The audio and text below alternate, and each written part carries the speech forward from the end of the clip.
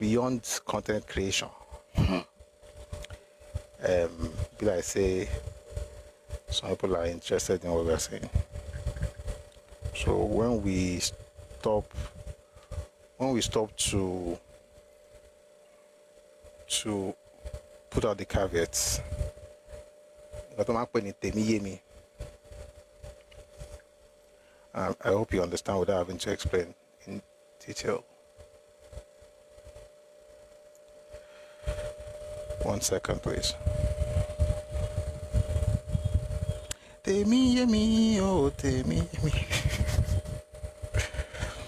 had some issues on YouTube. It's going to take me just a couple of seconds. So I don't know. I thought, I mean, this thing was actually, I mean, I think it's good now. So hopefully people will find it again. It must be stressful for our people. This is what I'm going to do. Thank you, Jesus. This is what I'm going to do. I'm going to put the link. So I'm going to tell people. In fact, once people start coming, I'm going to say it again. Anytime we restart like we're doing right now, I'll just put the link in the Telegram channel. So if anybody, maybe you step out or for whatever reason the thing is it ends abruptly, all you have to do is just go to the Telegram channel and click on the link, that you'll be back in the room. That's better. But I don't like how it's I don't like that people are having to stress about this. Again, guys, it's network now. Waiting with the work with that Emabino. So I'm going to put the link now on Telegram.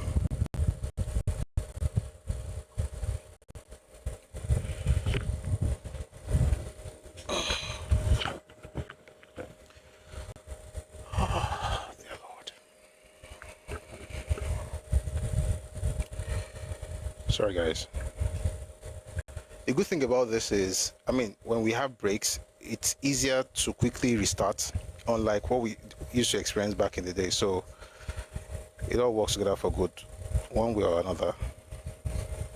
All right, we're going to get back into this now. Thank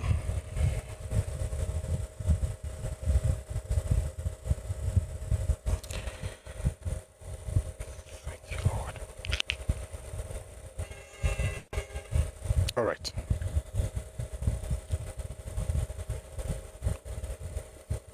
Sorry, I'm just trying to wait for YouTube people. We are back now, so it's good. I just want to make sure that or not today.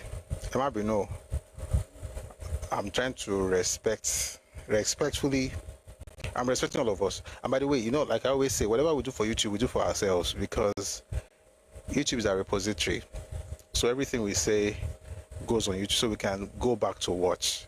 So the reason we usually spend all this time waiting and say, oh, catch my law, is because when we are done, in case, let's say you wake up, for instance, or let's say you're in North America and you're waking up and you want to catch up on the conversations, all you have to do is just go to the live section.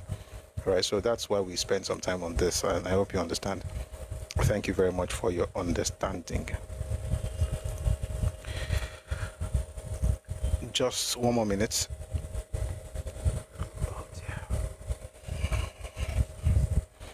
Okay, Jen, share by Omar Lori Telegram channel, please.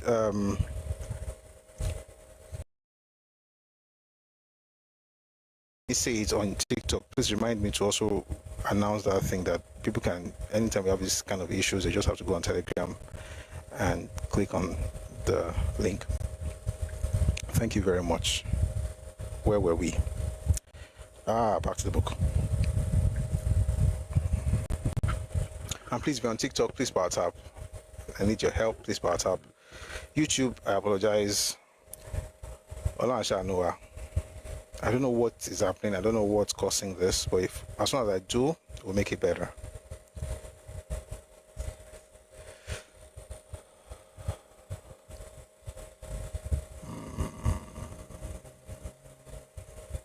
All right.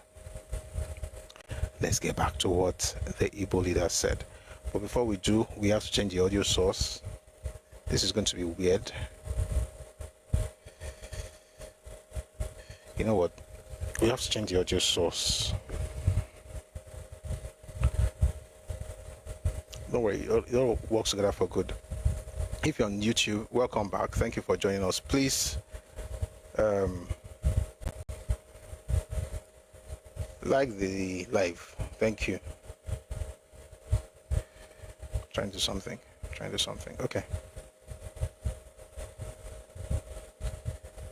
I have to use a device. I have to change the audio source. So please give me a second, please.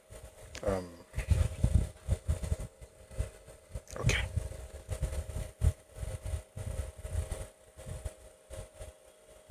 Sweet Jesus, sweet Jesus, how wonderful you are. You are brighter than the morning star.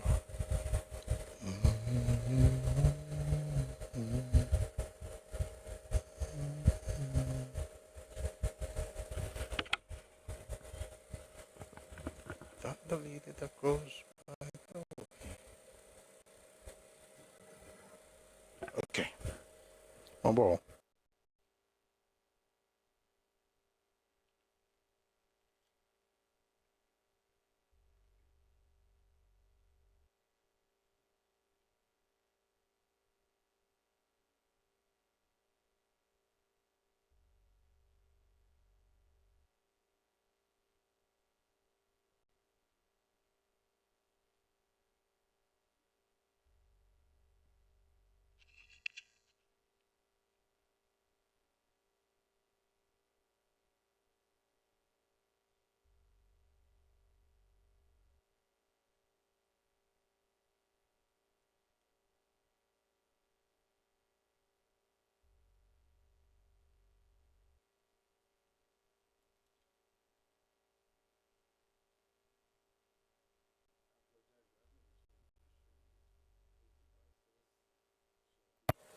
I apologize, we're having a little issue with these devices. So please just give me another minute or so. I apologize for that.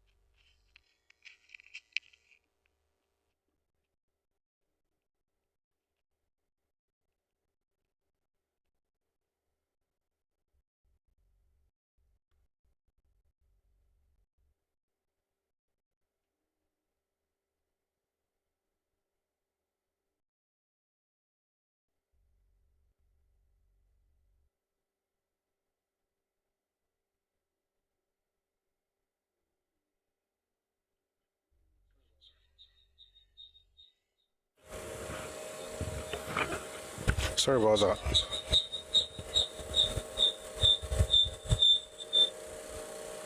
Sorry about that.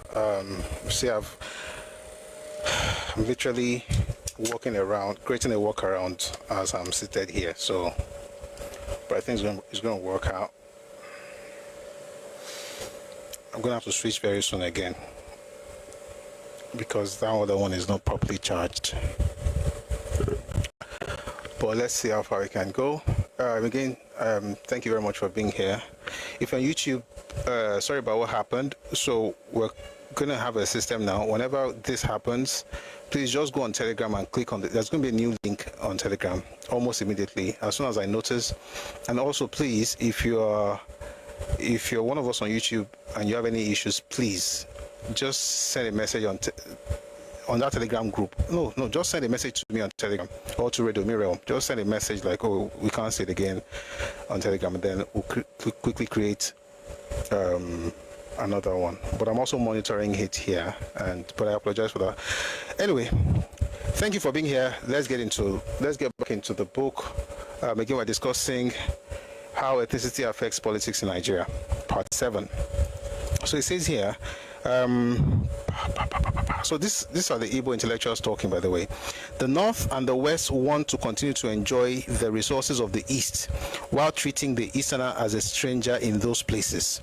This is why they want to revert to the old form of the Federation, which will give them political power to continue to persecute the Easterner, although they fully realize that the human and economic resources of the East constitute something of the linchpin of the economy of Nigeria. This is a clear case of dishonesty and hypocrisy, which the Easterner can no longer tolerate. Who are the people speaking here? The Igbo intellectuals, the creme de la creme, the educated ones, the elite. And like I said earlier, before we had all those things, like I said earlier, that's also why you discover that everybody sounds the same way. Everybody has the same talking points. Everybody has the same excuses. Everybody has the same narrative. It is believed by all because it was shared by the best of them. It was something the best of the lot propagated. Therefore, the rest of them took it hook, line, and sinker, because if not them, who else will know the problems of Nigeria or the predicaments of the Igbos more than the educated elite? So I hope that helps us. Whenever you notice that there is consistency to this, like the narrative is uniform. Now why without? The Easterners did their best to teach the country. Now this one is about to get even crazier. I'll tell you who is saying this later. The Easterners did their best to teach the rest of the country how to get above the sentiment of tribalism. Hence, in the early months of 1966,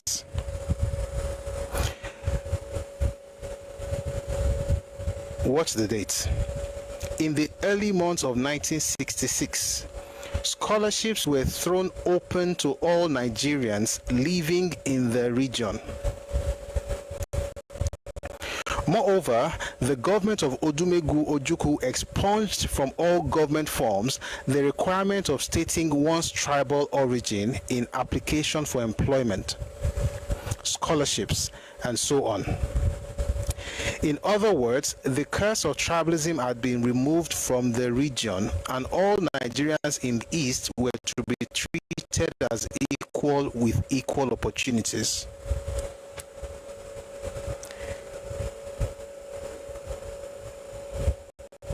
But rather than, I want to explain it, but let me read a bit more. But rather than appreciating the high values and virtues which the Easterners were inculcating, it is clear from the lack of reciprocity on the part of other leaders, military and civil, in the country, that the East is wasting its resources in trying to achieve the impossible.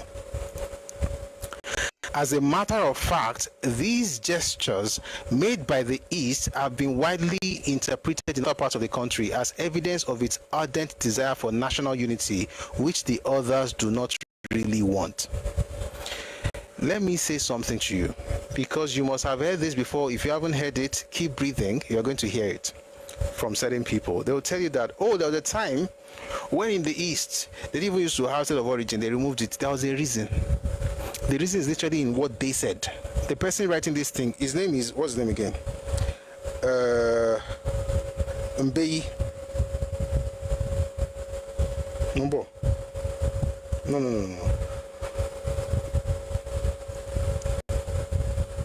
Oh yeah, it's from the IUL collection on civil war. This is the same document that Mbadiwe signed. I'll read the Achbe one later. This is the same document that Mbadiwe and Banogo signed. Listen to what they are saying. They are saying that they have done their best to teach the rest of the country how to get above the sentiment of tribalism. And how did they do that? In the early months of 1966, what was the context that we must not miss? This was after the coup. That's the context. Don't miss that context. That was after the coup. came up with a grand plan, this fantastic idea, bright idea, that let's expunge region of origin. If you want to get scholarship in Eastern region, we don't care where you're from. We are all brothers in Nigeria. In your mind, if you are naive, you'll be like, that's national unity now. No. There was a reason for that. What's the reason for it? It's in the statement. What's the statement? Let me read to you. They said, the government of Odumegwu Ojukwu expunged from all government forms the requirement for stating one's tribal origin in application for employment, scholarships, and so on. In other words, the curse of tribalism had been removed from the region. And all Nigerians are equal with equal, all Nigerians in the East were to be treated as equal with equal opportunities. That's good, Abi. Nah. Next line. But rather than appreciate the high values and virtues which the Easterners were inculcating, it is clear from the lack of reciprocity on the part of other leaders, military and civil, in the country, that the East is wasting its resources in trying to achieve the impossible. What do you find there? There's a word there. The word is reciprocity. In other words, I'm doing this so that you can do it for me too. Reciprocity.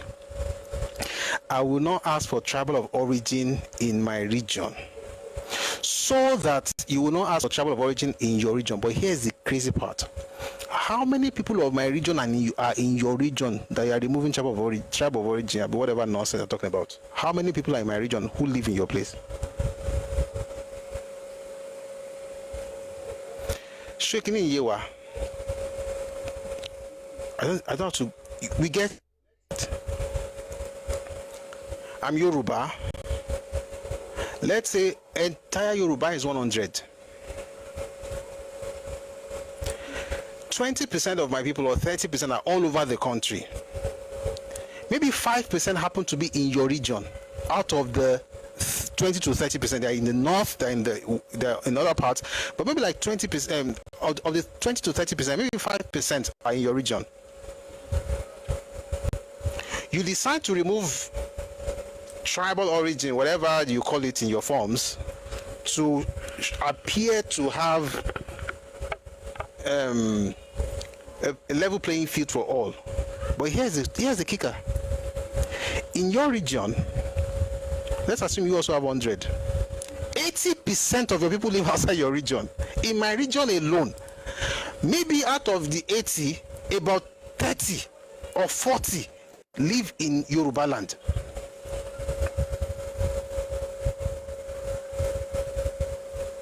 The other 40 are spread across in the north. 5% of my people live in your region. So the reciprocity you are asking,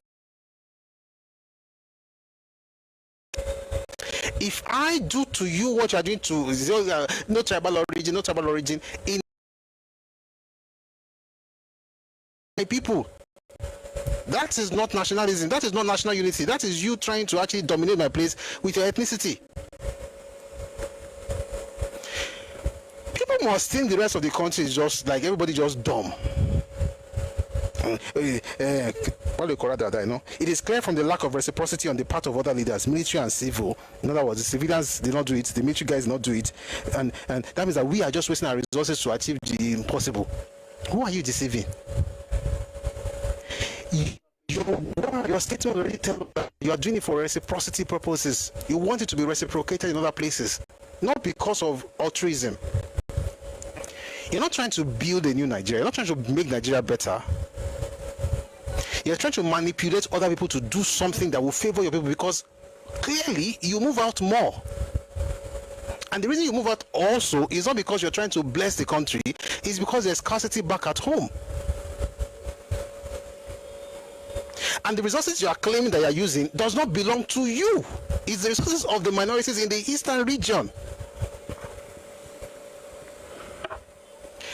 You know, this morning I made myself watch a video. I didn't even really watch it. I was listening, I listened, I watched a bit, then I was like, I was doing that thing, but I was listening. This man was from outside Nigeria, and he was quoting Achbe, I know them do me. He was talking about the problem of Nigeria. This video was made in 2025, right? But he was referring to books by Achbe, Man of the People, Hands on Savannah Hill, Kilo the other one, the Trouble with Nigeria. He was quoting these books, and I was like, Jesus Christ. This is what they published. If you were living in Tanzania, or you're in Kenya, or in America, or in the UK, and you read this, what are you going to think? Everybody hates them because you don't know the details. Give us the specifics. Tell me the numbers. How many of my people live in your region? How many Hausas live in the east? As there were Hausas in the east, there were Yoruba in the east. Make no mistakes. People live there. But what's the percentage compared to the people from the east that live in other people's places, taking opportunities in other people's places? So you write books like this as an intellectual, supposed intellectual, saying that, you know, we have removed the curse of tribalism because we don't ask for tribal origin anyway. If you come to the eastern region, it doesn't really matter. Meanwhile, let me make something very clear. This was the very first few months of 1966 after the coup. You're trying to placate the rest of the country. By September of 66, the same year, less than 9 months after these shenanigans they were joking with themselves, everybody who was not from the eastern region was expelled by Ojukwu, the same Ojukwu that they're talking about here. Every single person who was not an Easterner was expelled. The only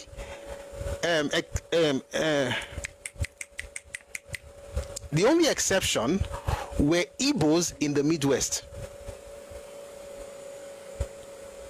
The only exception to that rule were Igbo. In other words, if you were from the north or from the west, and you were or from the Midwest, you are Hausa, you are Fulani, you are Kanuri, you are Birom, you are Bachama, you are Yoruba, you are Edo, you are Urobo. You were out of the eastern region in September of 66. But if you were Igbo from the Midwest, you could stay. I thought they said they removed the curse of tribalism that same year. What happened? Resurrection power. Resurrection power.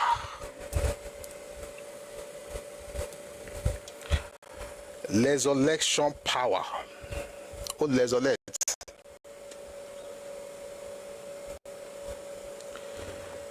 Let nobody deceive you in this country. Be fair to all. Love everyone.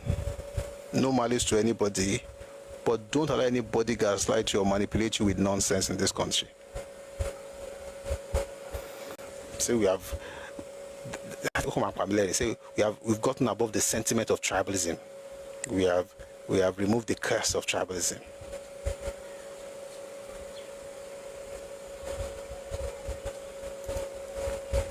Then he said, as a matter of fact, these gestures made by the East have been widely interpreted in other parts of the country as evidence of its ardent desire for national unities, which the others do not really want. Let me say something here. This national unity, do I want national unity? Of course. You have to be a bad person not to want unity for your country. But like I always say, definition of terms, very important. Define unity. Let's define it. Because once you define it, then we can have conversations that are, we can have productive conversations, right? We can say, okay, this is what unity means to you, this is what it means to me, so we can work together. But this is not national unity. And when he says here that it's an evidence of its ardent desire for national unity, which others do not really want, is because you can't survive without unity. Again, it's not altruistic. It's literally a matter of survival. And what you call unity is not unity. It's not unity. How are we deceiving ourselves? This is 2025, isn't it? It's not unity. What you're looking for is a way to own stuff in other people's spaces. Someone says education was already free in the Western region for all Nigerians at the time. So you have to be careful how you say that. Yes, everyone was free starting in 1955, 11 years before this point, Seth. And yes, Igbos took advantage of it, especially those in the western region. So he's the one that wants to teach us. It's one that wants to teach us how to be detribalized. You know why I've not moved on since? It's because I want us to I want the thing I said earlier, I want it to sink in. I want us to just chew on it. Because it's important, just chew on it. Because what they said was that scholarships or any benefits from the government, no tribal origin on the forms.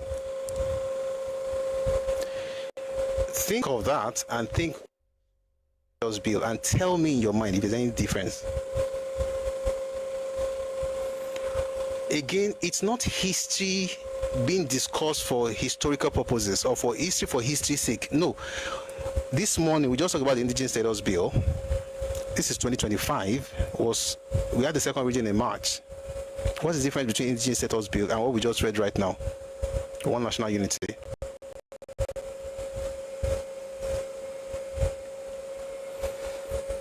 Let me tell you when people start making progress, the day you become true to yourself, or being truthful with yourself, be honest with yourself. This is my predicament. Like this morning now when we're talking about what happened in Lorry, we didn't say somebody did anything. It's our issue. That's how you make progress as a people. Not when you are quoting terrible intentions with flowery words. Oh, we just want national unity. We have just don't let me over dramatize. We have removed the curse of tribalism. You guys, this is 2025. Why are you talking? Did you not say this happened last week? Somebody came and say, this is 2025. Why are you talking about tribes? I don't even know any tribe. I just know I'm from Yoruba nation. So this is 2025. Why are you talking about it? Now, I hope we get it. So let's continue now. By sheer ability, individual Igbos had attained very high positions in the federal civil service, in the universities, and in corporations. But these had displeased the Northerners and Westerners, who did not want the Igbos to be more than bad Northerners, bad Westerners. Bad people everywhere. Bad people everywhere. Sorry, I need to quickly announce something. If on YouTube, anytime we have issues on YouTube, please just check Telegram channel, Radio Me Global. There will be a new link there.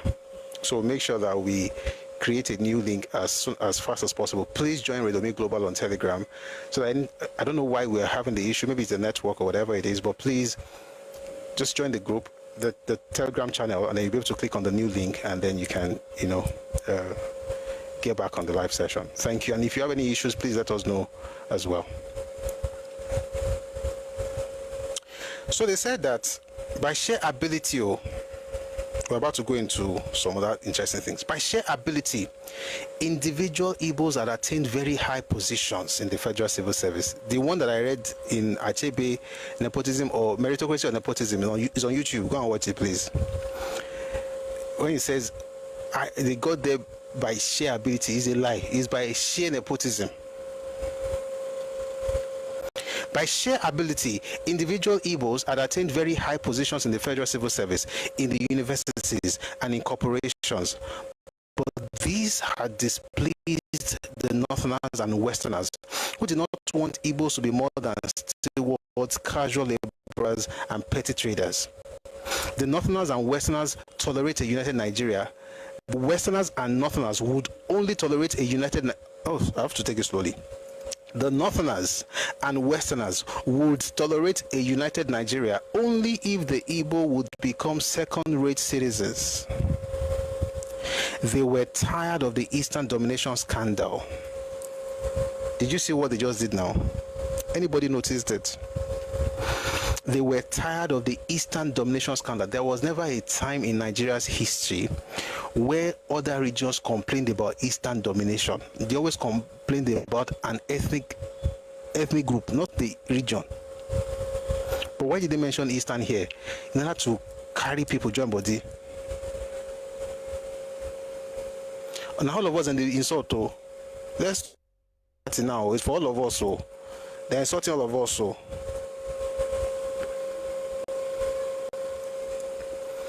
That's why I feel sorry for all of those people and they'll be talking, you know, you people are bad, you people are bad. You have no idea you are being used.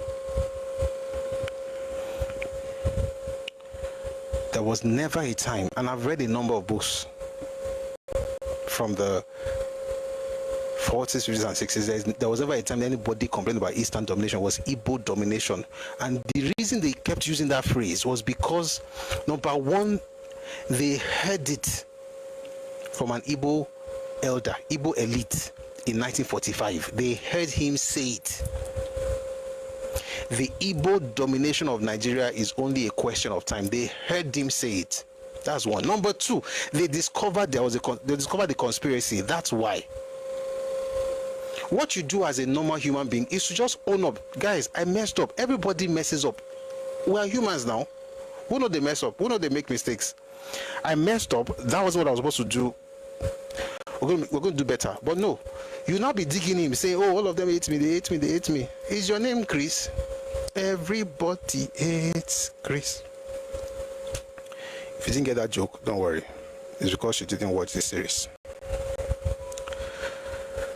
By sheer ability, individual Igbos that attained very high positions in the federal civil service, na lie. In the universities, Loriro, and in corporations, that one's a big lie. Again, join the Telegram channel, please, and look for the White House. Sorry, I said White House. The white paper on political alignment in Western Nigeria. You'll understand this even better. Then it says, but these are displeased the Northerners and Westerners. They did not want the Igbos to be more than stewards, casual laborers, and petty traders. The Northerners and Westerners will tolerate a united Nigeria only if the Igbo will become second-rate citizens. That's what some people still say today. I do not believe, and let me make this very clear, I refuse to believe it. I don't believe it for 1 second that the Igbo people are second-class citizens. I don't. I think they have the same rights in Nigeria as any of these groups. Sorry, guys. I think they have the same rights as any other ethnic group in Nigeria, but they have nothing more. They have the same rights in Nigeria. Do what other Nigerians do, just like they're doing right now, because they're everywhere.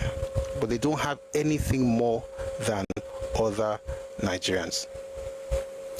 No more, no less. But to some people, the concept of fairness is domination.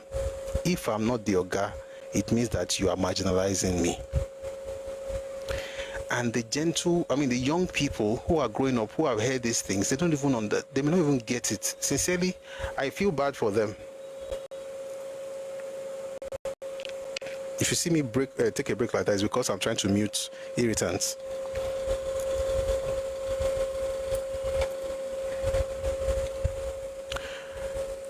Someone said my obsession. We said this thing 2 years ago. Tinubu is the president. Face him. He's your president as he is mine. If you have any issues with President Tinubu, talk about it. Criticize him. Hopefully you do it with sense. But even if you want to do it stupidly, just focus on him. Once the thing inside you that didn't allow you to understand what wisdom is made you to constantly attack Yoruba people, attack Yoruba elders, attack Wole Soyinka, attack Pastor Adeboye, attack Kumuyi, attack even Awo, attack everybody. We are going to have to sit down. Amadale, Amatusha. What we are doing is Andale and Tusha, and we are going to set the record straight. This is not obsession. You are nothing for me to be obsessed about. Decline in the comment section. You are nothing to be obsessed about. We're going to set the record straight. Not because I don't even have the time to hate. That's the point. But you see that lie that you were raised with, they are now spewing to young Yoruba people, and they are also now imbibing it. It has to be checked. I have kids. And there are some of the people, my children use social media. They can't believe this nonsense that you guys spread about the place. They can't. So this is national service, by the way, for the nation. That's why we play the anthem, Nigerian anthem, at the end of every session. This is national service. Since you didn't know where to stop, we have to set the record straight. Not, by fighting. This is not Nnamdi Kanu. This is not Simon Ekpa. You know how you people do your thing. Just be cursing everybody else, insulting everybody, shouting at all day long, talking absolute nonsense, insulting every ethnic group but you are the one that Chukwu Abiyama, whatever you call him, created. Talking about two rappers, if you used to have any. All those nonsense that your people did, that's not how, it's a very primitive way of thinking. And that's why you discover that whenever we come here, we have books. And if you notice, there are also old books. I didn't publish them. People have been telling me to write. I have written a number of books. Some of them are on Amazon, some of them are on Seller. But it was on politics. We're working on some. But it's important to read the ones where they first. So this is not obsession. This is setting the record straight. And this is also arming Yoruba youth, so that they don't become victims of people's blackmail and manipulation and propaganda. And I hope I answered your question. Now that I'm done with that clown, let's get back to this. So the Igbo intellectual they said the Northerners and Westerners will tolerate a united Nigeria only if the Igbo would become second-rate citizens, which I don't believe, by the way. I believe they are as they have the same rights as every other person, but they have nothing more than other people. They hate to hear that. I don't know why. Tell a Yoruba man that you don't have more. If I tell you I'm Yoruba, I don't have more rights than a Hausa person. Aren't you all Nigerians? In my mind, I know that if I go to Hausa land, maybe I don't even have as much right as him, Sha. But what you want to hear is that you have more rights than other people in their own land. You are dumb. Let's go back to the book now.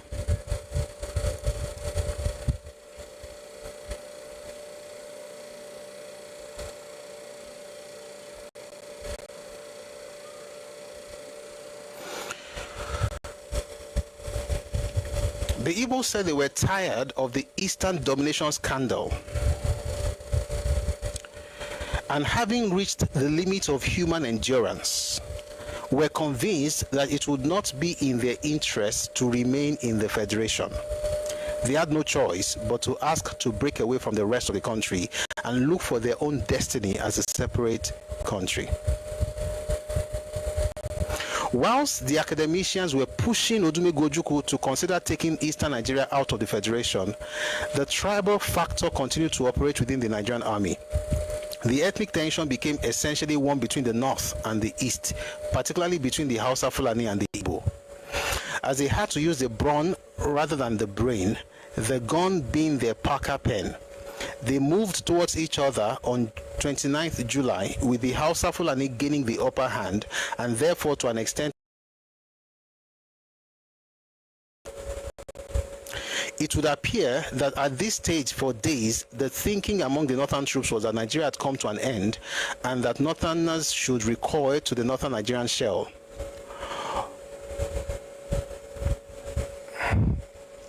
Although the emergence of Lieutenant Colonel Yakubu Gowon was destined to change the course of history, entrench the army firmly on the saddle, and for the first time transform a branch of the educated elite, the soldiers, into nation builders, the feeling among the educated elite in the north was that the federation dissolved into a confederation. Therefore, in the paper submitted to the ad hoc conference on the Nigerian Constitution in September 1966, the Northern delegation declared, Central Authority, the following arrangements are recommended for the future association of the country. The new country shall comprise a number of autonomous states. By the way, let me explain something before I read this out. So, there was a coup in January. The counter coup was July 29. The Araba, the Arab, I mean, it was codenamed Araba. The concept was to actually break the country apart. So what Murtala Mohammed had in mind was to break Nigeria. They wanted to move to the north. As a matter of fact, they were hijacking planes in Lagos, moving people all the way to north. And if you were walking or you are going by the road, you shall find your way to Ilorin. That was the plan they had. If you read The Nigerian Civil War by John de St. John, you're going to find some of these things there. All right, that was the original plan.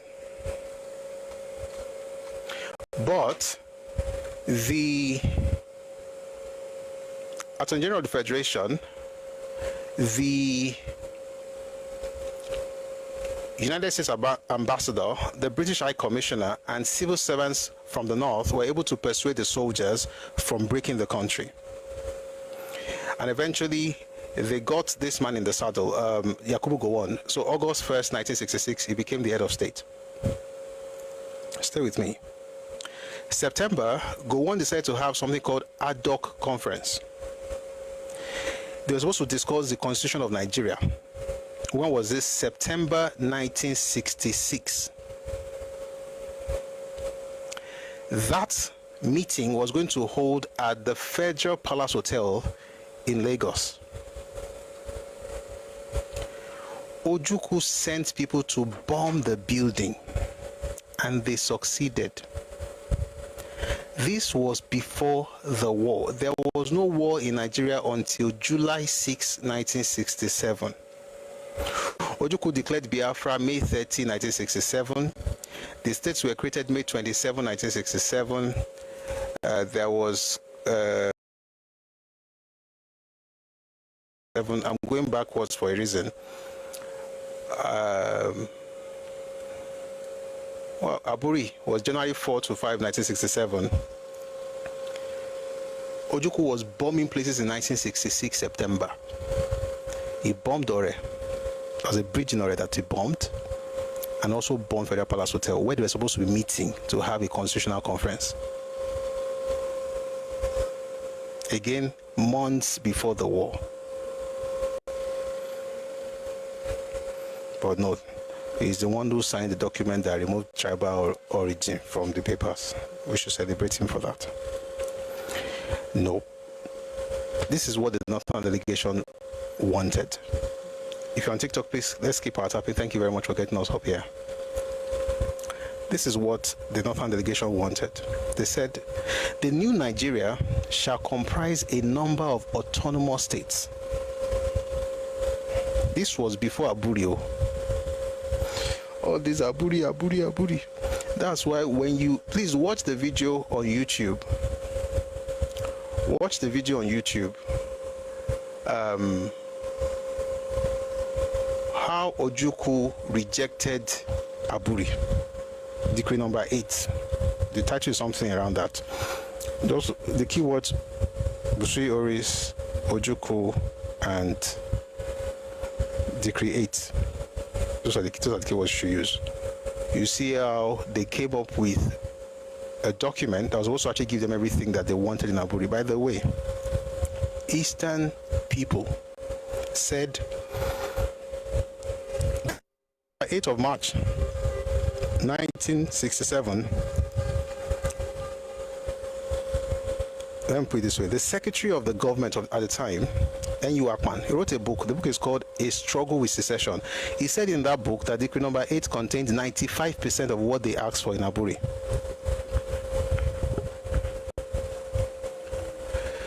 Another man, the head of the Biafra military, wrote in his book, his name is Hilary Njoku. The book is called A Tragedy Without Heroes. What Mr. Eke, what he said, who was the legal advisor, or like a secretary, was a lawyer working with Ojukwu directly. What he said was that Decree number 8 was 98% of what they wanted, and the other 2% was just military jargon that had nothing to do with what they were discussing. How can you go against 95 to 98% of what you requested? If your child had 95%, would you chase him out and say Izolodo? Or will you not go and start playing music and celebrating with the world? But here's the point. Even before March, there was Aburi. But before Aburi, this is what the Northerners wanted. They wanted autonomous states within Nigeria. Number two, the autonomous states of Nigeria, that is to say Northern Nigeria, Eastern Nigeria, Western Nigeria, Midwestern Nigeria, or by whatever name they may choose to be called later, and such other states as may be formed subsequently, should agree to enter a union. The powers of the central executive shall be delegated by the component states, except that powers connected with external or foreign affairs, immigration can be unilaterally withdrawn by the state government. Any member of the State of the Union should reserve the right to secede completely and unilaterally from the Union.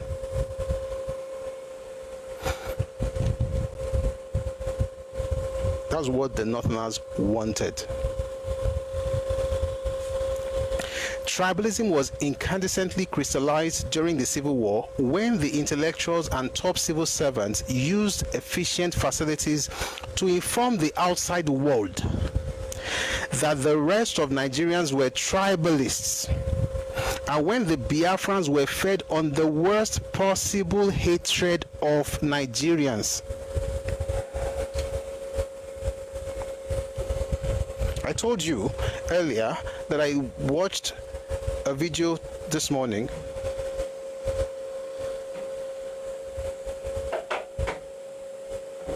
Chile Cheese, are you okay? This is the last time I've seen this live session, by the way.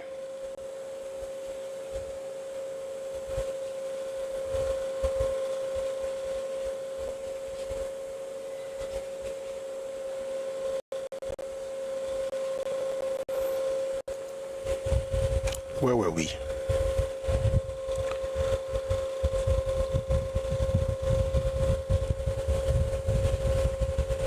I was talking about a video I watched earlier today where it was actually PLO Lumumba talking about Nigeria, and I mean I'm sure it's coming from a very good place, but it was quoting Achbe. He was quoting Man of the People. He was quoting on the Savannah Hills. He was quoting Antil on the Savannah. He was quoting Man of the People. He was quoting Trouble with Nigeria. And I was like, I mean, this was it's like a compilation of what Igbo intellectuals sold to the rest of the world. Listen to what we're reading here. It says here, tribalism was incandescently crystallized during the Civil War when the intellectuals and top civil servants used efficient facilities to inform the outside world that the rest of Nigerians were tribalists.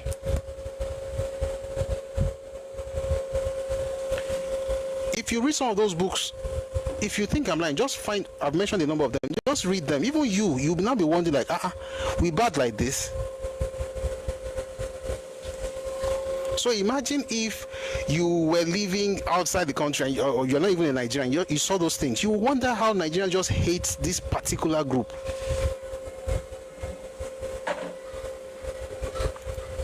It says, tribalism was incandescently crystallized during the Civil War when the intellectuals and top civil servants used efficient facilities to inform the outside world that the rest of Nigerians were tribalists, and when the Biafrans were fed on the worst possible hatred of Nigerians. Whenever you hear this, that you hate us, what they are saying is that they're telling you how they think about you or what they feel towards you. They were fed on the worst possible hatred of Nigerians. The history of Nigeria was completely rewritten, and in that new chronicle, the Igbo were innocent and the rest of Nigerians criminals. Tribalism crystallized into racism, in which the Igbo was persuaded to see himself as an embodiment of the virtues that had eluded other Nigerians. The crisis, it was argued, was deep-rooted in the past. Please, power tap. This thing is showing activity. I'm going to have to pause for a second, please. We've got to power tap on TikTok especially. Please. is showing an activity, it just might go off if we don't do that. I know we have people on other platforms. So the way we're streaming from TikTok to other platforms. So the way this works is if we don't do this, we might lose the entire live session. So please give us, like, let's use 30 seconds. And I'm also going to quickly use that. I'm going to come back to this. You're going to like what we're about to have before the end of today's session. We have about 30 minutes before we enter this session. So please, before I end the reading, so please let's power tap quickly and I'll just take 30 seconds to do something. Thank you for the gift, Grok. Thank you. Please, as you're power tapping, you can click on the heart icon, drop a heart me, drop a gift. Of course, you know, we already know the drill. These things help the live get on the FYD. I'll be back in a jiffy. Please power tap, especially on TikTok. Thank you very much for your support. Ombo.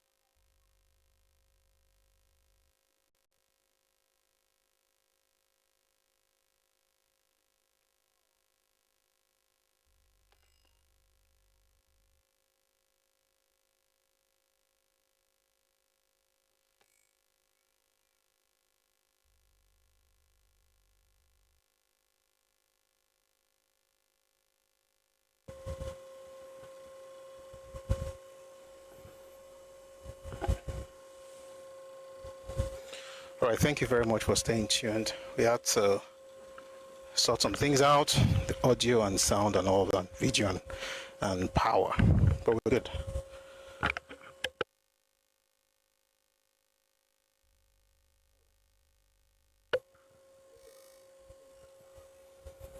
All right. So let's get back to this. Thank you very much for power tapping on TikTok. If you're on YouTube, please like the live and also share. Thank you so much. So let's go on now. Oh boy, we have a lot to cover. Yeah, so they put these things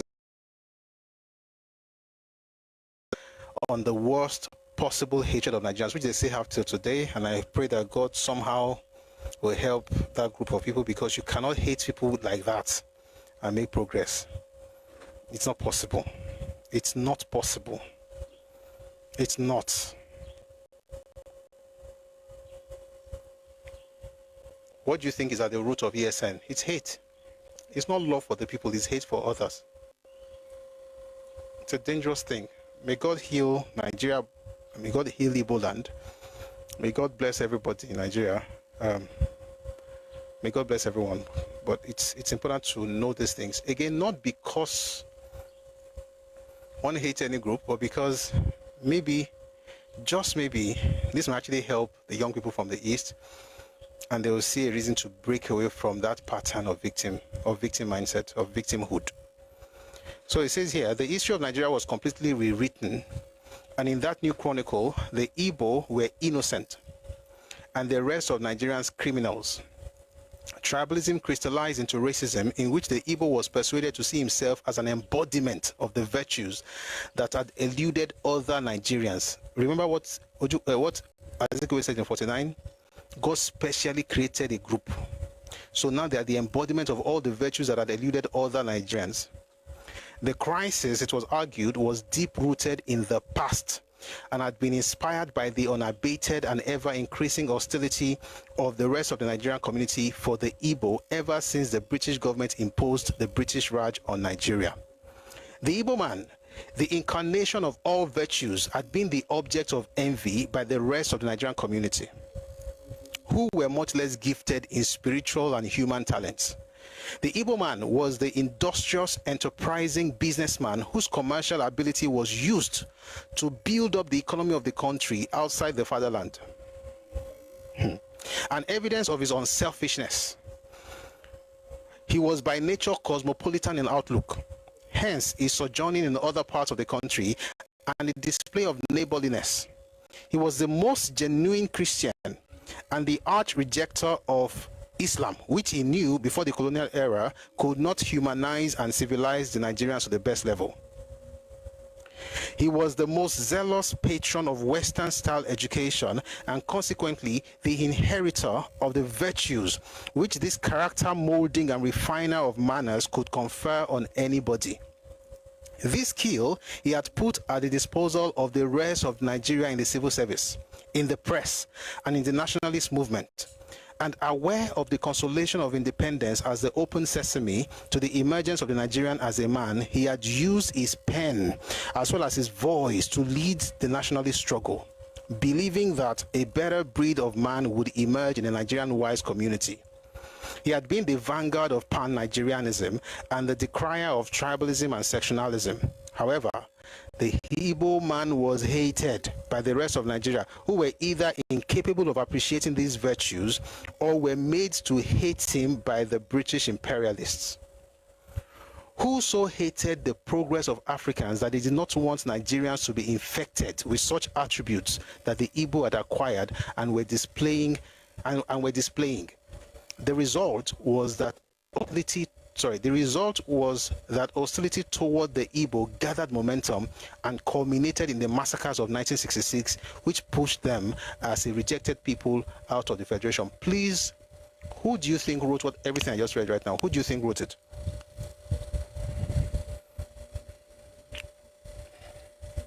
Just guess.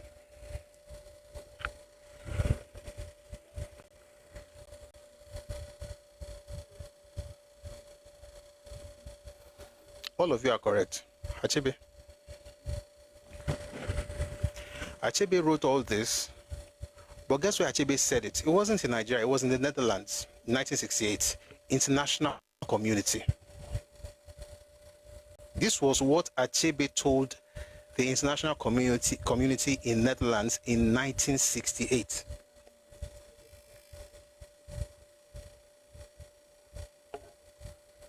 They were the best of all. They had the virtues nobody had. They were better. They even tried to help us. The rest of us who were, these common mortals.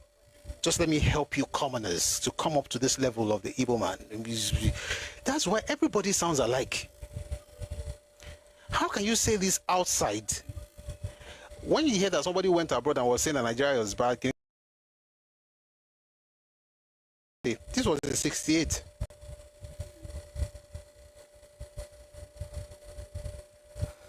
Chinua Achebe addressed to the Netherlands press on 28 August 1968 at The Hague, Holland.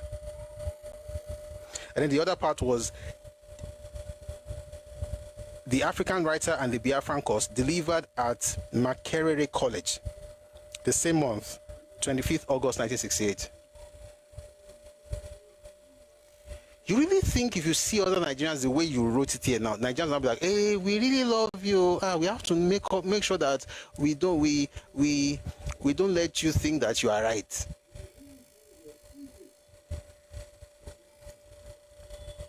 The Nigerians then were ingrates and brutes, incapable of behaving like the Igbo race as civilized human beings.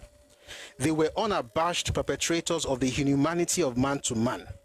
People from whom the paragon Biafrans should flee in order to found a new state in which the qualities of the right-thinking man would be exemplified. In the opinion of the articulate Biafrans, all of them academicians and many of them alumni of this university. By the way, he's talking about University of Ibadan, where he was actually speaking. This thing I'm reading was a speech in the 60s that was then published as a book in 74. So this thing was in University of Ibadan.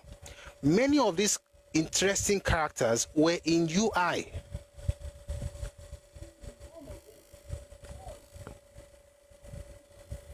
Somebody wrote, yeah, all of them academicians, all. The book I'm reading is called The Educated Elite in the Nigerian Society by E.B. Ayodele. It was a collection of speeches that he gave in UI in the 60s and then published in 74. All the while, you're listening to the best of that society. Let's get back to this. The Nigerians then were ingrates and brutes, incapable of behaving like the Igbo race as civilized human beings. They were unabashed perpetrators of the inhumanity of man to man. People from whom the paragon Biafrans should flee in order to found a new state in which the qualities of the right-thinking man would be exemplified. In the opinion of the articulate Biafrans, all of them academicians and many of them alumni of this university, University of Ibadan, no worse people than Nigerians could be found in the world.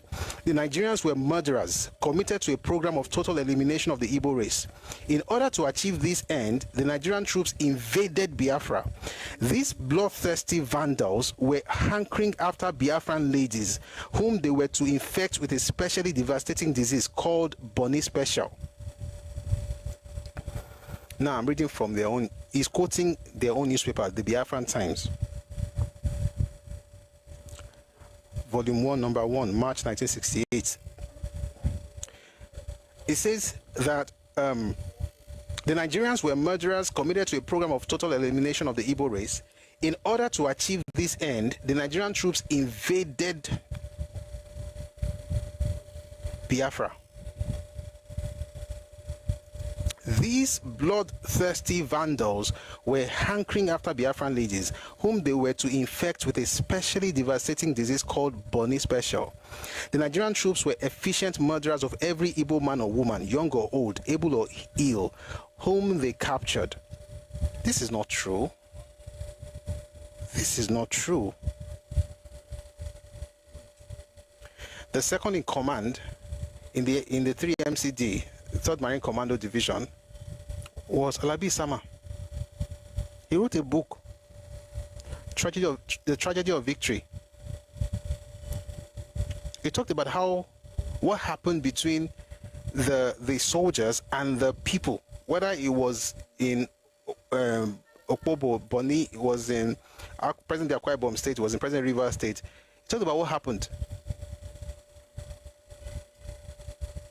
I read here the other day what one of the colonels, Abubakar, what he said to the people in Okpobo. But they didn't kill them.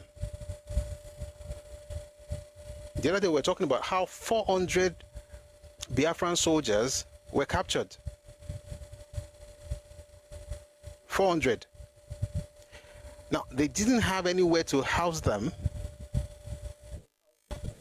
right? They were prisoners of war.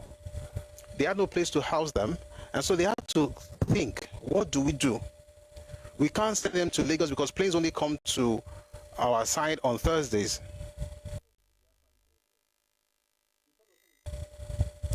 Number two, we can't send them back home because if we send them back home, we're only swelling up the ranks of the Biafran soldiers. The third option is to kill them. Those are the three options. And this was between Benjamin Adekunle, Black Scorpion, the man who wrote the book, Alabi Sama, and the rest of the troops. They had to come up with a solution. They had three options to their side, a lot. And the planes, of course, were coming with food sometimes, but it was like once a week, thereabout. Number two, they could send them back home, but that would be swelling the ranks of the Biafrans. Number three was to kill them. And guess what Adekunle did? He had a conversation with them, told them about the greatness of Nigeria and why they should be on the Nigerian side, told them about the lies that Ojukwu and the rest of these four intellectuals were dishing out to these people. Do you know when it was done? Only 20 said they had to go back. And they said they were going back because they had aged parents to take care of. 380 out of 400 stayed back with the Nigerian army. They were the ones who then showed them how to walk through the creeks and the areas because they knew the topography more than the Nigerian army.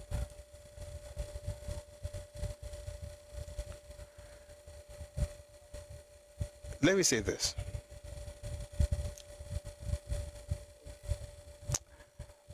I'm glad I'm not from the Southeast because I understand no, I can't even say I understand, but I can appreciate your predicament because there's no way you'll be told all these things day in, day out from when you were a kid till now that you not hate me.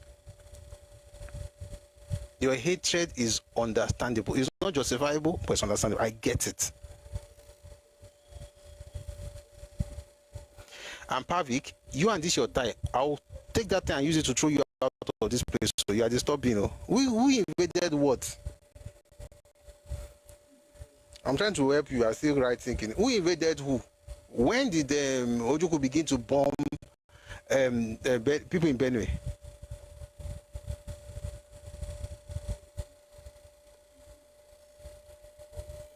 When did Ojukwu begin to disturb the Idoma and Igala people? What was it looking for in Okene among the Ibira? Let me finish this before I go back to the book.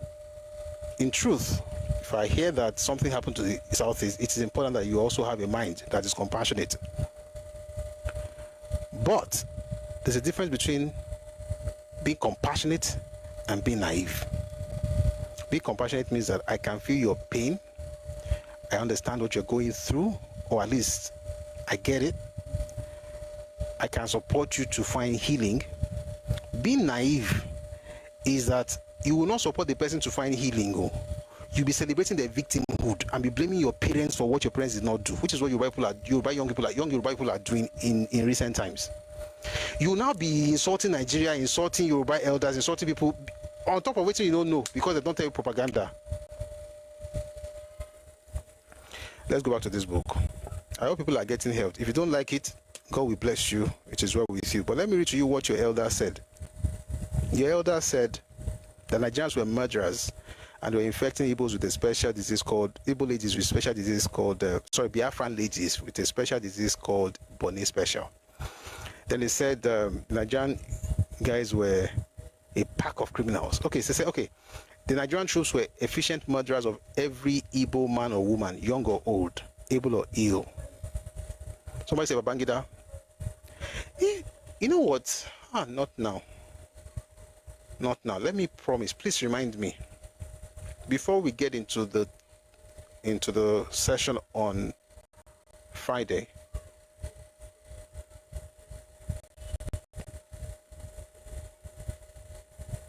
Before we get to the session on Friday, please remind me. I'd like to talk about this Babangida thing. I don't even think it's fair that people are always bringing up his name and saying things like he said this, he said it. He didn't say what they are saying. He said, though. He didn't say these things. I just want to stop right now. On Friday, I promise, we're going to start with that book. Babangida did not say that. Babangida did not even say what you are saying. He said. if you read Johnny in Service and you believe this nonsense they've been carrying around in the last few months, when you read that book, you will not be feeling bad. Like, how can I be this dumb? You must be dumb to believe the nonsense they're saying without reading the book. What did he say? Did you not hear when I said Friday? But you can do something better. Before Friday, you can get the book, Johnny in Service by IBB. I would have loved to do it now, but I'm on a journey. I want to get to a particular point before we end the live session today. Which book? I've mentioned the title twice. You didn't hear it either of those times. That means you don't want to. Don't worry. We'll talk about it on Friday. Where was I? He says the Nigerian troops were efficient murderers of every. But please, everyone, please, if you can, please remind me. We'll be here, Mr. Abubakar. We are here every weekday, 1 p.m. Ife time, West African time, 1 p.m. So we'll be here again tomorrow. No, we'll be here tomorrow, but tomorrow we're going to be considering something else, not this topic. So Mondays, Wednesdays, and Fridays is when we are the days where we go through the series. Tuesdays and Thursdays we'll still be here, but we'll have conversations on different things. So we'll be here tomorrow at 1 p.m. as well, but it's going to be a shorter session, ends by 3:30. But this series will continue on Friday, but tomorrow we'll be here again with a different topic, which you're going to enjoy as well. Let's finish this.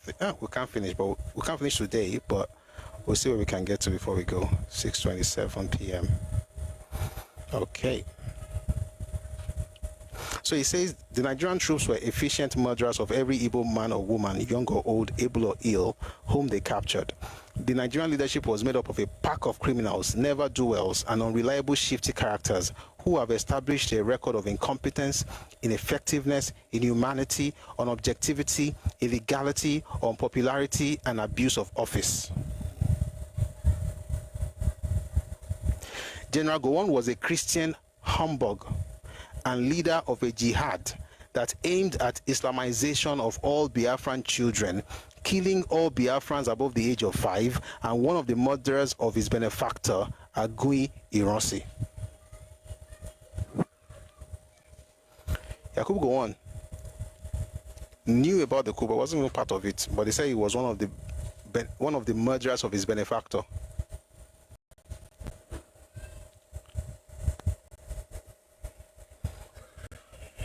I'm smiling because of what I'm about to read, and I just hope maybe I'll try not to talk about it because So Gowon was a Christian humbug, but a Christian humbug is also the leader of a jihad aimed at the Islamization of all Biafra. Listen, Nigerians, you know, Islamization agenda has been up since around 1966. It was one of the justifications for the first coup in Nigeria. Read the book by Bengule.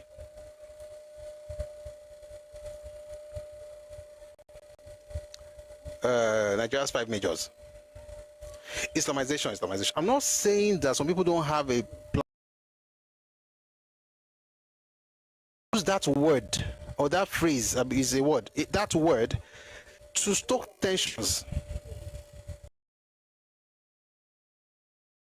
Tinubu wants to become president, Islamization. Buhari wants to become president, Islamization. Islamization. The first school, Islamization. Even in the war, it was Islamization. To the point where a person did not think how stupid it is to say that a Christian was leading a jihad. Propaganda doesn't care for the truth, does it?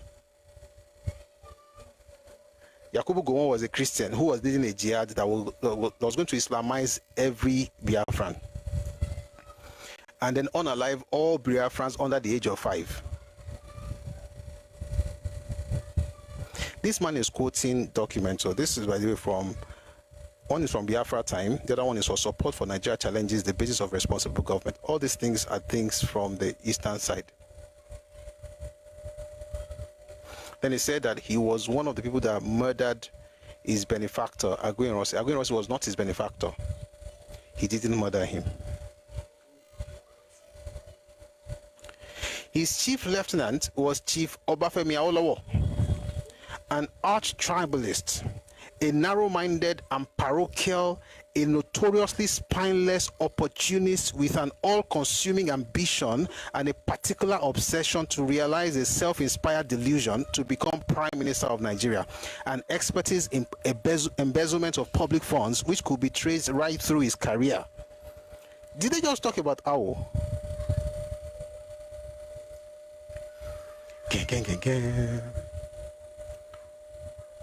I'm trying not to respond. If all these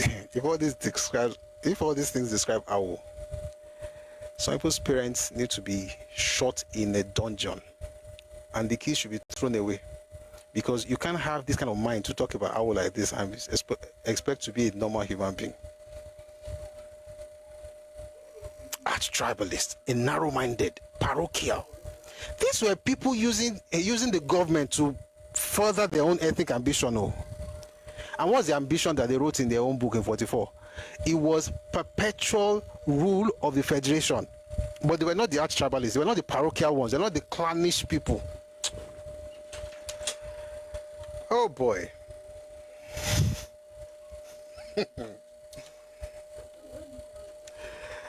Let's just go on. Let me read one more time, then I'll continue. His chief lieutenant was Chief Abafemi. That is chief, by the way. That's Yakubu Gowon's chief lieutenant. Was Chief Abafemi Awolowo, an arch-tribalist, a narrow-minded and parochial, a notoriously spineless. Really.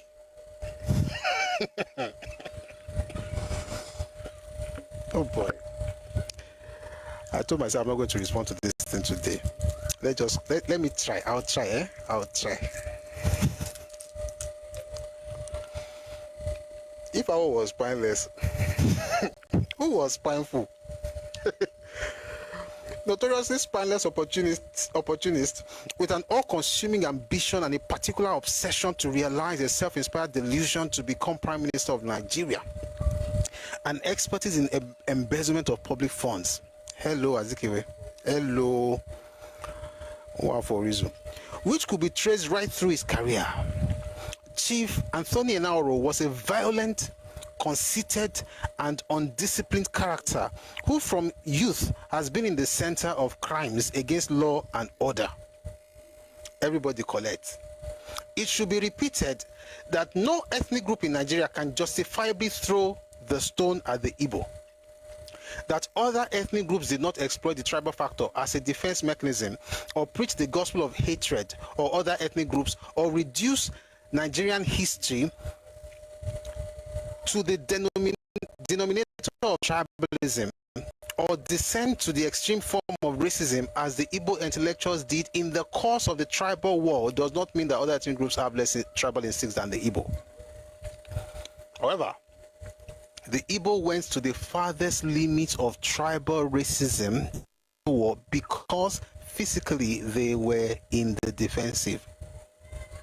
And there's no doubt that the Igbo educated elite believed that members of their ethnic group were far more pan-Nigerian than other ethnic groups, that they believed that in the way the Igbo had spread themselves all over the country, these people had developed a Nigerian national sensitivity. Stop there. And thank you for the gift. Thank you so much.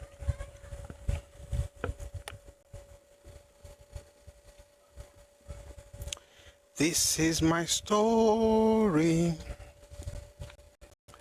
This is my song. Praise in my sing. People of God, that's part 7. We'll do part 8 on Friday. Tomorrow we'll be here 1 p.m. Ife time, West African time. On Thursday, we're going to know the topic when you come tomorrow. It's going to be a fantastic one. I'll take some questions. I'm seeing things in the comment section, but let's stop here for now.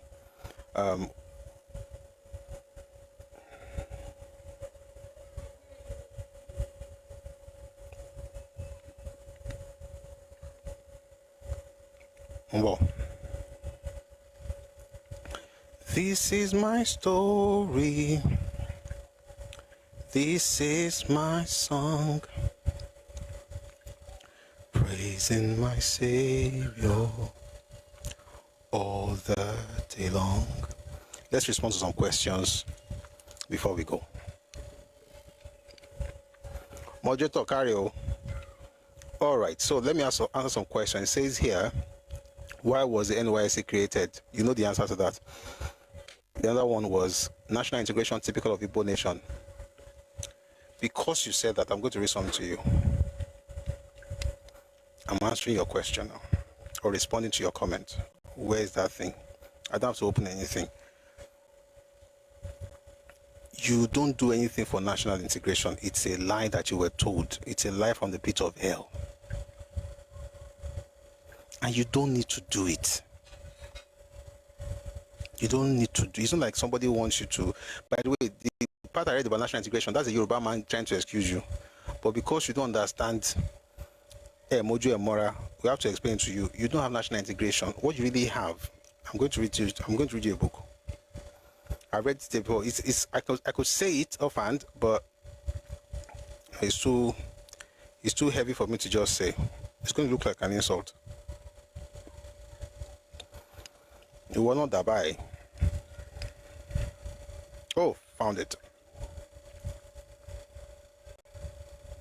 This is from 1960.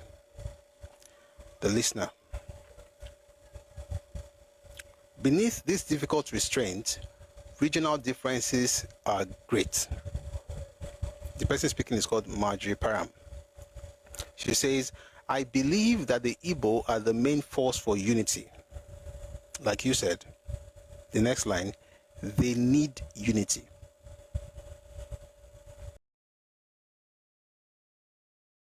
I think Nigeria should be united. You talk about unity because you require unity for survival. Why? As the poorest region, they have had to pour out of their overcrowded forests to seek work all over the other regions. Therefore, they need unity. They're having to move into every other person's space. They need to have the concept of unity. We are all one. Forget about who you are. There is a new Nigeria. You are not Yoruba like that, Jerry. We are all Nigeria. Because you have to live in other people's spaces. You find the same sentiment.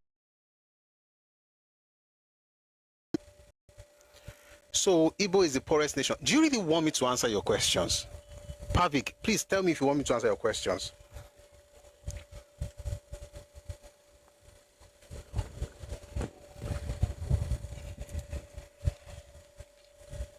Pavik, do you really want me to answer? If you tell me you are lost, okay. If you tell me you want me to answer, I promise I will answer. Yes, okay. Let me not answer by just talking. Let me read down that. Again, guys, I read these things because sincerely, some things are better read. This is probably going to take me like a few minutes. I'm going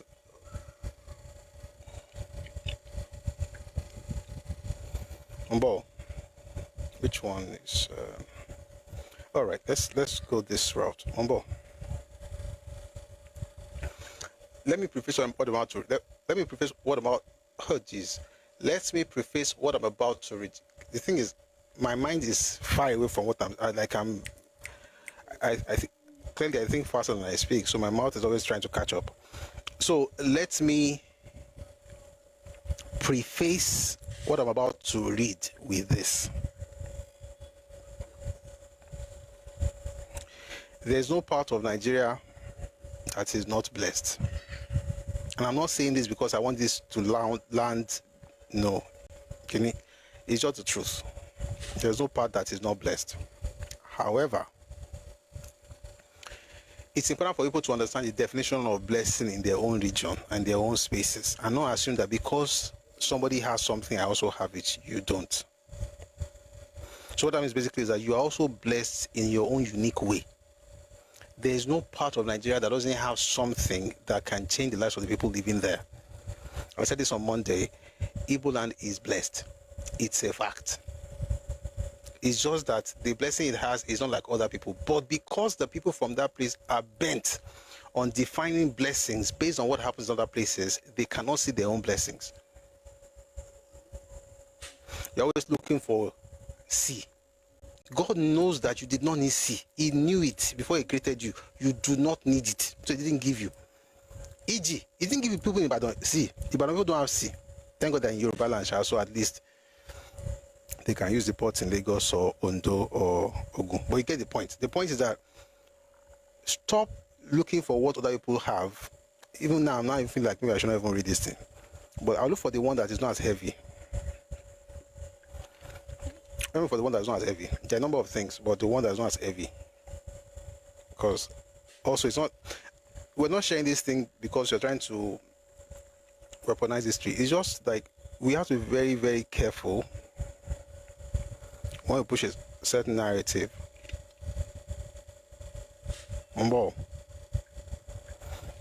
Let me finish what I was saying.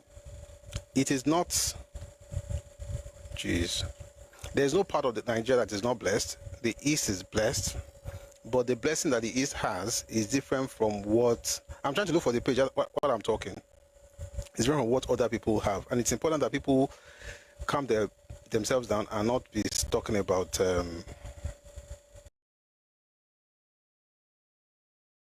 and oil. Don't avoid. Don't avoid.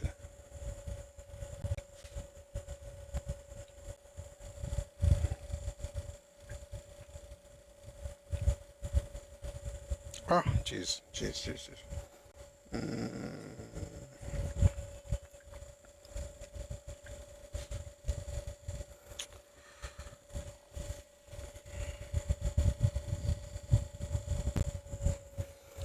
Guys, I'm seeing things, but I don't want to read these things I'm seeing.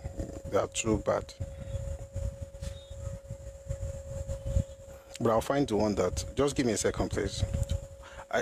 Give me a moment. I'll find something. You have natural gas that nobody is tapping.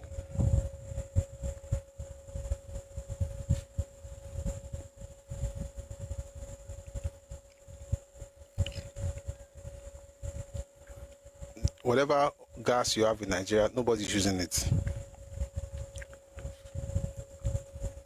But at least you have it, which is good. You have it. And this is good.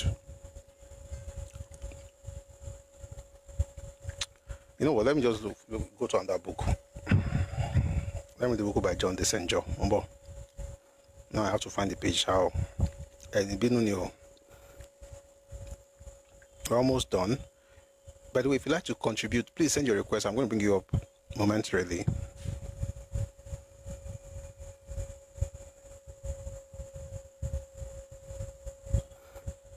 I think I've even changed the topic, to be honest. I've tried to douse everything, so it may not even be necessary anymore. Gorilla Boys, good to see you.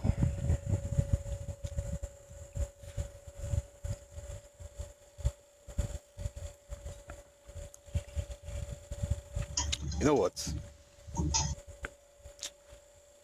Let's just leave this matter, I beg.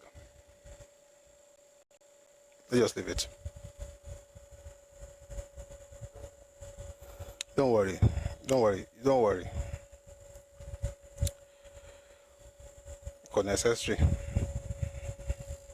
Unnecessary. Don't worry. Whatever you say is fine. I don't want to, because I can assure you, it will cause a lot of tears. It's not necessary.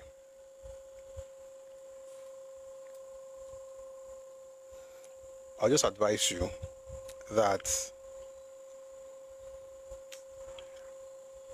just be content with what God has given you, Sha. Be content with what God has given you. You are blessed. You see, you are ready for my answer. To be honest, now I don't forget the question. Well, I don't forget. Pavik, sincerely, I have forgotten the question. And I think what I was trying to do, I think it worked. I was taking myself out of it, and I finally, sincerely, I have forgotten the question. I don't know if I should ask you to ask me the question again. I hope you don't do that, but if you do, then maybe I'll answer. But man, I've forgotten. What do you agree? Interesting, I found the page I'm looking for, but I don't know the answer. I don't know the question again. So, what's the question again? How is Southeast the poorest nation? Oh!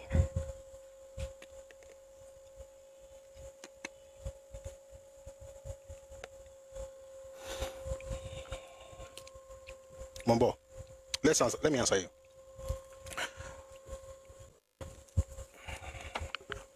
So number one, I did not say the Southeast was the poorest nation. Let's first get that straight. I didn't say it was the poorest. I didn't say that. I only said that they needed other people. And what Majiparam said, as a matter of fact, I was reading Majiparam. Majiparam said, let me read to you what she said before I read the other one. She said, I believe that the Igbo are the main force for unity. They need unity. As the poorest region, they have had to pour out of their overcrowded forests to seek work all over the other regions. Let me answer it this way. This was in 1960. The primary determinant of wealth would be based on agricultural productivity, right?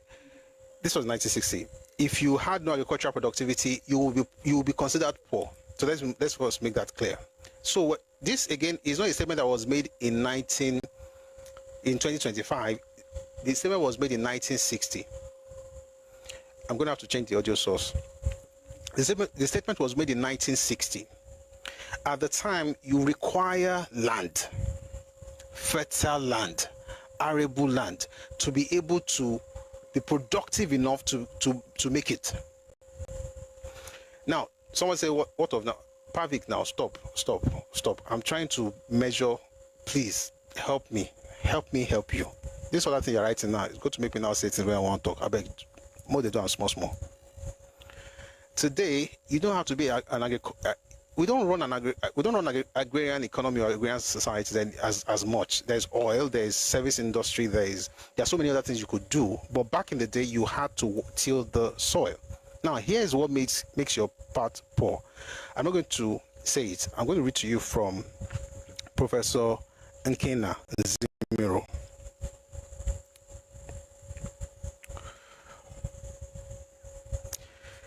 All right, let's go back just a bit.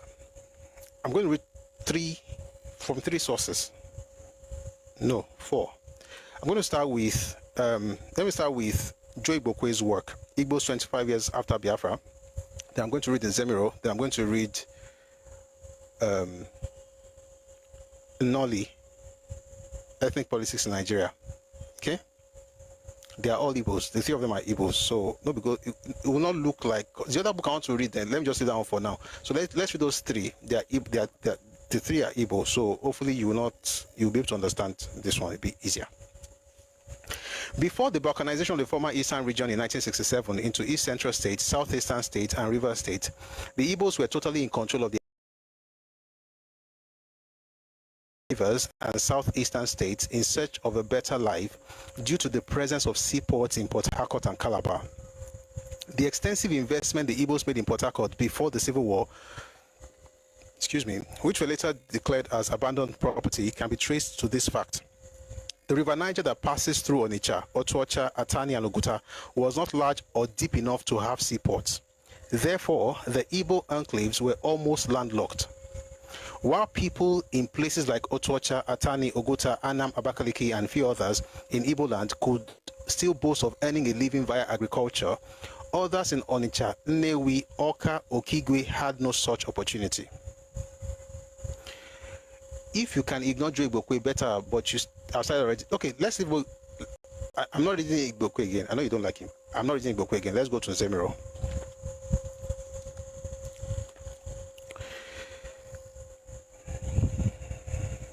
So Zemiro is going to tell us why there's higher rate of migration. So again, remember what Majiparam said. She said, as the poorest region at the time, they have had to pour out of their overcrowded forests to seek work all over the regions. But why are they pouring out? So that's the question. In answering why they are pouring out, you find the reason why they are the poorest. So please stay with me and be blessed. If you're on TikTok, please power tap. I have to switch the audio source, please.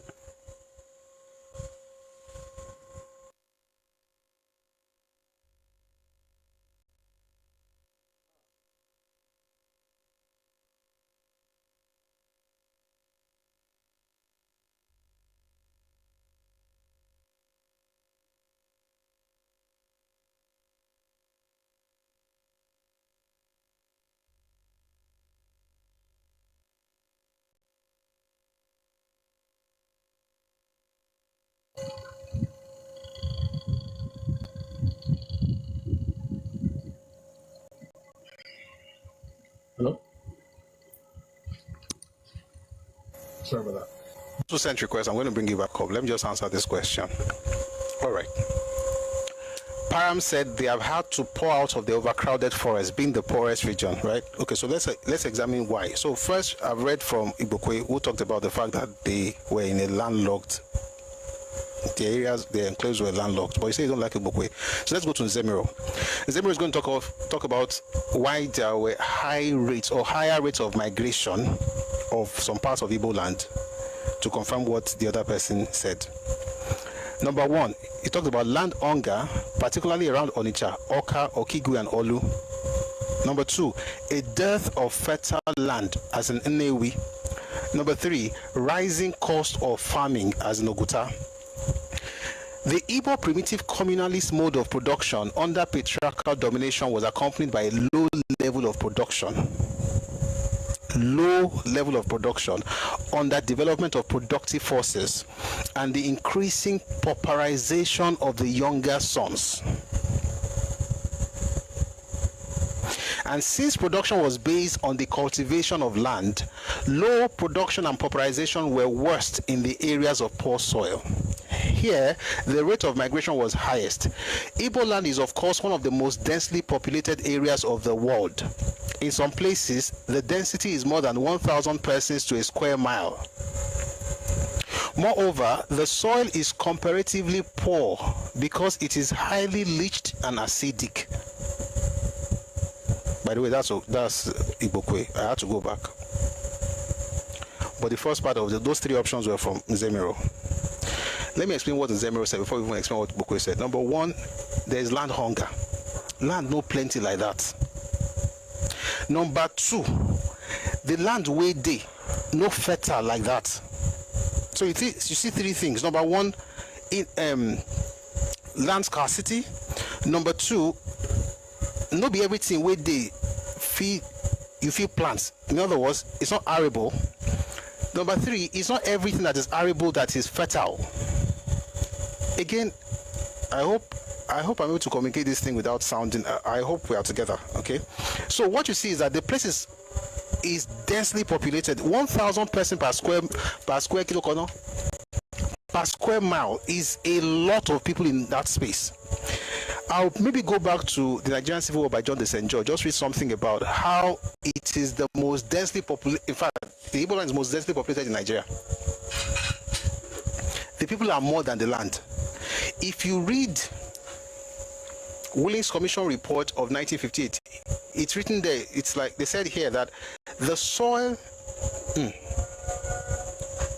the people are too many for the soil to support. That's from the Willing's Commission report of 1958. The people are too many for the soil to support. I'm going somewhere. So you have an issue of land. Now, if you live in the 1960s and you cannot farm, how on earth can you have prosperity? Then you have a problem of the pauperization of the young sons, because if you have inheritance, it goes to the first son. Why do people kill over Why do people kill over land? The younger ones cannot access those things, therefore they have nothing to work with, therefore they are poor. In other words, land no plenty like that. The one where they not be everywhere if you plant. The one where if you plant, not be everywhere they fertile. The one where can't they fertile, no, it not they available to everybody. So if your position in the family no go up, if you be younger sons, you no get land to farm. Therefore, you're not going to have money. It's not, again, I'm reading from Igbo sources intentionally. Let me read one thing from Ibokwe. The soil is comparatively poor because it is highly leached and acidic. Listen, it's not, does this mean that you are cursed? No. How much land does Israel have? I mean, you may not have that. Doesn't mean you don't, like you just said earlier, that there's gas in Imo State, which is true. But at the time, nobody cared for gas. They were thinking of coal. Even the time of coal was coming to an end at the time. They were thinking more agriculture. 64% of agricultural revenue in the eastern region by the time of the Civil War was coming from the eastern minority areas. 64%. Whether it was palm oil, whatever you're talking about as far as agriculture is concerned, from the eastern region, 64% came from the minority areas. The eastern region, the Igbo land itself didn't have, number one, no land no day. Number two, is not arable. The one with the arable is not fertile. Therefore, the place is poor. People had to. It's not you are poor, your father, my father. That's not the point here. It's. I hope you get the point. Let's read a few more things. Because of all of these things, a large number of Igbos could not but migrate. And this is what Okudibanoli said. In 1952, about 99,000 Igbo residents lived in the 11 main urban areas of the North, West, Midwest, and Lagos. They consisted 8% of the total urban population of these areas of 1.2 million and 51% of the non-indigenous population. In Lagos, Benin, Kano, and Kaduna, they constituted over 30% of the non-indigenous residents. Therefore, unlike the more materially developed Hausa and Yoruba linguistic people, the Igbos were more compelled to move. It's for survival purposes, and it's fine. People go where the opportunities are. But this nonsense idea of I'm going everywhere to develop the place, you must be kidding. I'll read something else. One more. I'm running away from some books, but let's read this one. This will mention some things that happened in the war, but it explains something about the eastern region.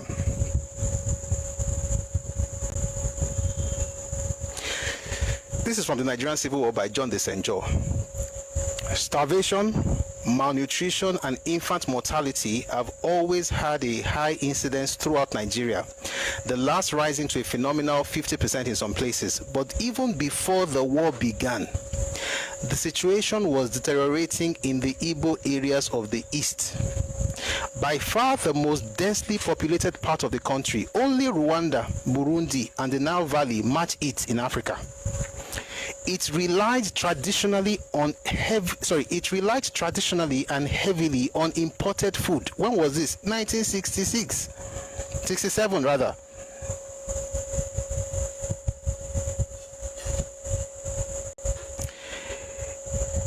It relied traditionally and heavily on imported food, especially high protein foods. These imports were paid for by the export of palm oil and kernels and by the remittances sent home from Igbos working outside the East. What is this saying here? Even then, during the war, the people couldn't eat well because, number one, we already talked about how, by the way, most of the food that got into the eastern region, that got to the present-day southeast, came from areas. I mean, it's not like the entire southeast did not have anything. No, there are areas that had food, though, like some parts of Abakaliki. There are places that had. It's not like everywhere was bad, but many places were bad. More no lie, but it's not like, I mean, but generally speaking, most of the food came from Ogoja, outside Igbo land. The fish did not come from Igbo land, it came from rivers. Other food came from northern. The beef, let me take it again. The food mostly came from Ogoja. The fish came from rivers. The beef came from northern Cross River side, top Ogoja pass, going up like that. That's where the beef came from. In other words, none of the major sources of protein came from the place. Therefore, they had to import protein or proteinous food. So where did they get money to import? Two sources. Number one was the revenue from agriculture. But the question is this: who was the East were sending to their brothers at home or living outside Igbo land, not outside the East? Some of them were in Port Harcourt. Some of them were in Port Harcourt or in Kaduna or in Kano or in Ibadan or in Lagos. They sent money. The money they sent is the one they used to buy protein. protein-rich food. Now, you said something like, "Do you know we still practice land rotation?" You don't get it. I'm trying to share, not go deep. If you have five, let's say you have 100 tracts of land, 100 tracts of land. Excuse me. Let's say you have arable, and in reality only 20 tracts are fertile. Does it matter whether you do rotation? Does it matter?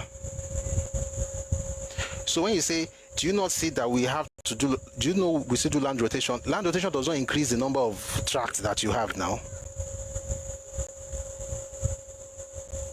So when you say land rotation is, no matter what land rotation you do, it's still not going to increase the square miles of the land, of the square kilometer, the hectares of land that you have to work with. Again, I hope I'm explaining. So when you say things like, what makes them say we're the poorest, is because everything was dependent on agriculture. Today, the Eastern region is still the poorest. In real times, if we are keeping it a buck, the entire VAT revenue of the entire Southeast first half of this year and even last year was not up to what Oyo State itself, Oyo State alone generated. It's not up to what Oyo State generated. The entire 5 southeastern states did not generate up to waiting Oyo State alone generated. Northeast, where you have Boko Haram, they had more tax revenue, more VAT revenue than the Southeast. If we want to make ourselves happy, it's fine. Maybe not here, Sha. I mean, you can always get comedians to do for you. But all I can do is to be as gentle with the facts as possible. But we can't change history to make you feel comfortable. But I'm also trying to make you uncomfortable unnecessarily. But it's better to tell the truth. So yes, you were the poorest region. And the only thing that changed that thing in the Eastern region was the oil that was discovered. But the oil was not Igbo oil. It's also just like the land and the agricultural revenue, the oil was also from the minorities. Somebody says all the oil companies in Southeast have their headquarters in Lagos and pay tax there. I'm going to tell you something. Mumbo, I want to tell you exactly how much oil you generate in your region. You are not listening properly. You are taking my kidney for kidney. Mumbo, let me help you with the amount of oil. I want to be specific about how much oil you are producing in your region, so that all of us will be on the same page and nobody will fight. Imo State produces 1.2% of the total output of oil in Nigeria. 1.2.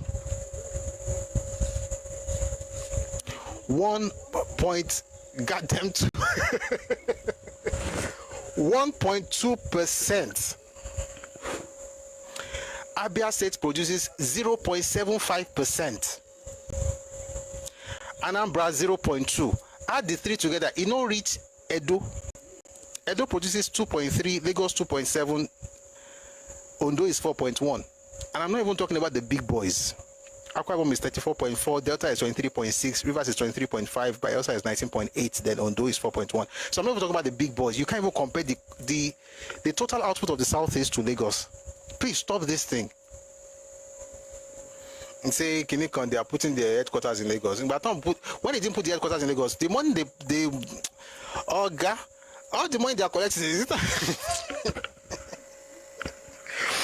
I don't want to go there, beg. Well, please, when you talk about this oil, just be when it gets to the matter of oil, just leave it alone. I beg. You are making oil, crude oil. 1.2 plus 0.2 is 1.4. 1.4 plus 2.75 is 2.15%. That's the total output. Acknowledge that one. I'm literally acknowledging it. 2.2% from the entire region is what is 2 out of 100. Are we joking? You are telling me to acknowledge it. What else do I want to acknowledge? Give my roll on the floor. What else do you want me to say to explain, to acknowledge it? You have oil. But don't be talking about the capital is in Lagos. Let them take the capital to why. The question you should be asking yourself as a person wearing tie is that if people are not citing those things in your region, what is making them not to cite those things in your region? Why must it be somebody else's fault? Did they not just capture Gentle Yahoo? Did most of the people not say that it was a wrong thing? Are you not clamoring for ESN? Is your Lord and Savior Peter Obi not saying that IPOB are his neighbors and they're not terrorists? You're not ready. You're not ready. You'll be fine. You might just leave. I hope with the answer I don't answer you. When they said poorest, the context was agriculture and you did not have the wherewithal to produce it. What are the 4 factors of enterprise? Of production. 4 factors of production: land, labor, enterprise, and capital. You have labor, there's no land, nothing. That's why trading became the next thing. If you go back in time and you are talking about factors of production, if you have no land, you have nothing. It's funny that even if you have the 3 out of the 4, you will make sure that you use those 3 to buy that 1. Have you noticed, guys? Let's just talk. There are 4 factors of production, Abi: land, labor, capital, enterprise. If you have those 3 and you don't have land, you will still look for everything, every way you can to get land, because you know that without land, you are nothing. Which is why the way you guys talk about land, I bought all your land. I can't think like that because I am surrounded with land. I'm Yoruba. We bought your land. And you consider how much land have they bought? Lagos is most of the land in Lagos is held by Yoruba people. I see a lot of people shouting right now, oh, they bought it. Just because some people are making noise does not mean that everything is purchased. You bought all the land, but you are complaining that they're not renting houses to you. So what are we saying here? Saying that Yoruba people are not renting houses to you, but you have bought all their lands. Wait, is not working. The reason your labor, your enterprise, and the capital you have deployed into whatever you did, the reason you want to make sure that you get land at the end of the day is because you know what land means. It's literally a deity where you're from. So it's, again, the context is agriculture. I hope I explained that. Today, what's the context? The context is opportunities. And it's not even today, it started in the 1960s. Opportunities. That's the reason you live. There are no opportunities. So what people wearing tie like you should be doing is this: spend some time in prayer. Say, God, open my eyes to opportunities in my homeland. Is there something? Because there's no way God will make that place without something that people can benefit from and thrive off and do well. Just pray to God. Say, God, open my eyes to see opportunities. Let me give you a scripture. Ephesians 1 verse 18. The eyes of your understanding being enlightened, that you may know what is the hope of his calling. So pray, say, God, enlighten the eyes, open the eyes of enlighten the eyes of my understanding. There is something in Igbo land that I must see. Once you see it and you hit it, yes, you might there is no land to farm. How much land does Israel have? You can do what they call that in pyronics. King of chronics. You guys are not this thing. Tell me, the one that you use, you plant, it goes vertical. Then you don't need soil like that. You might create something like that in your place. But you can't go everywhere telling them that we built your place. Do you know we came here to develop your land? Oh, guys, shut up. So that's what they mean by it's poor. And it was not just poor, it's still poor. Hydroponics, thank you. Aquaponics, hydroponics, yes. So you can create hydro and Leo. Where you get water? You get water now. It's not, you don't need sea. You dig, you find water. You have aquaponics and you create fantastic stuff. There's something. I refuse to believe that place has not. There's something in that place that will the people. I believe that with all my heart, and I'm being serious here. I believe that there's no place that God has created without blessing that place. No matter, it doesn't matter what it is. Singapore has nothing but location. That's the only thing Singapore has. Location. No mineral resource, nothing, just location. I've not, and I don't know. I think it was last week. I was watching. Was it last week? Yeah, it was last week. The interview that Lee Kuan Yew granted after they were pushed out of Malaysia, was crying on TV. It was in 1960s. Was crying on the TV. See what has happened there now. They have no oil. All this oil. They have no oil. They don't have. All they have is location. And they've built an entire. I mean, there's a book called From Third World to First. It's a fantastic book, by the way. It's highly recommended. They built a fourth world nation in that space. I think Yoruba land can do the same, and we have to. We don't even have an excuse, because all this, our excuses gonna serve. Nigeria don't show us pepper sha, because on a normal day, Marshall, Yoruba don't suppose they here sha, but it's a challenge to us as well. I hope I answered that question without going into some things, but let's just stop there. I tried. I think let me Ekinyirami. I tried without because there are some things I was going to read. They're dangerous. I don't want to fight because it's not necessary. Well, what are friends for? Let's bring the people up. We'll quickly have their reactions, then we'll close the session for today. We'll be here again tomorrow 1 p.m. if your time, West African time. So if you're trying to speak earlier, please send your request. I'll bring you up now. Thank you. And thank you very much for liking the live. Thank you for sharing. Thank you for engaging. And my moderator, thank you for your fantastic work in the comment section. The other the next 15 minutes. So you have 4 minutes. My teacher, you will never change. Yes, sir. You will be here for hours to allow us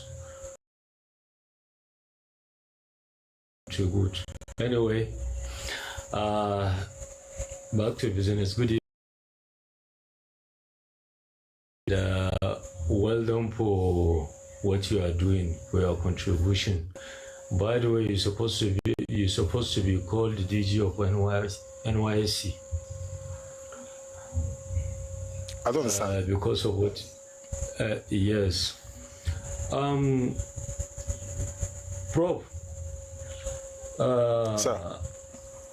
One of the books that you read, the authors talk about how the Southwest and the Northerners come together to fight the East. No, I didn't say that though. Well, it was actually the North and the East fighting, but using the West as a theater of war. In other words, they fight now inside Yoruba land, they fight their fights, but North and East they fight. No, I was not on line when you made that this thing, but you mentioned something like that because is it either of fear or because the high level of intellectuals from the Southeast and something like that. Can you recall? No. Maybe you didn't catch what I was trying to communicate. Probably, or you forgot, because you even false and make. I can't forget something. I can't forget something like that. Where you said almost all the intellectuals attended the UI. Yes.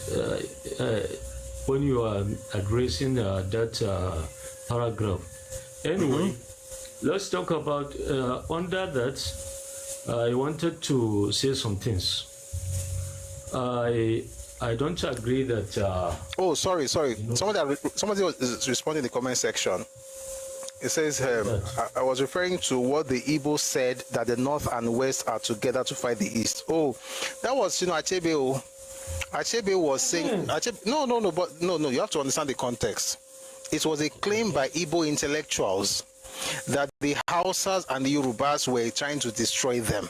It doesn't mean that was a statement I made. Wait now.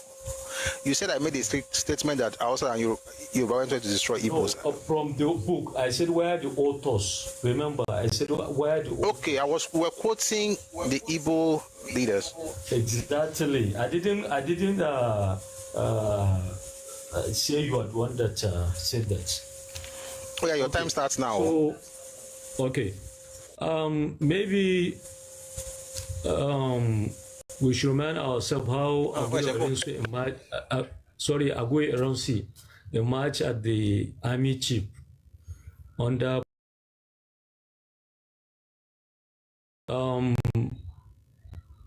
when the British army chief was to leave, there were 2 senior officers, 2 to 3, which amount to be considered as the army chief. Number 1 is Agwe Eronsi, and there's Memalari, and there's the 3rd guy from the Yoruba land. But yeah, but he doesn't meet the requirement, or he has not reached this thing in terms of senior. Mimalari was actually Mimalari was the most junior actually of the 3. So maybe politics come into play, but at the end of the day, 2 names were forwarded to Tafawa Balewa, Agwe Eronsi and Memalari.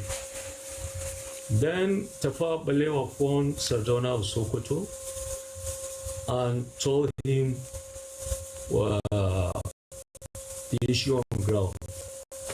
Then Sardauna asked him, what is your opinion? He said his opinion is to go by the rules. Let the most senior officer be in charge. Sardauna said he has reservation. He said, what reservation? He said he cannot trust Igbo to be in charge of the military because he knows their psyche. So they kept dragging.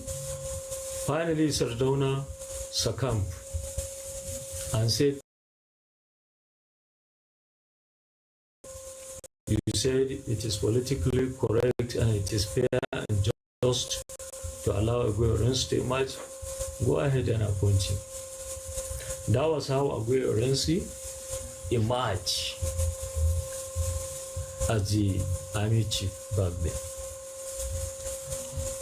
When the coup was about to take place, Akintola used to call, he called Sardauna on several occasions to inform him, to the extent that 2 days to the execution of the coup, Akintola had to plunge to Kaduna in chopper.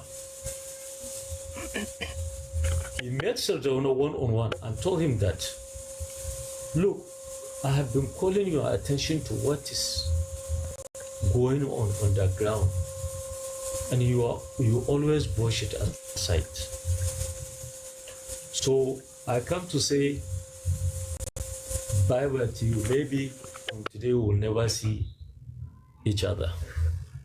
Sardauna said, look, Premier, it's not that I did not take what you said serious, but there are 2 things.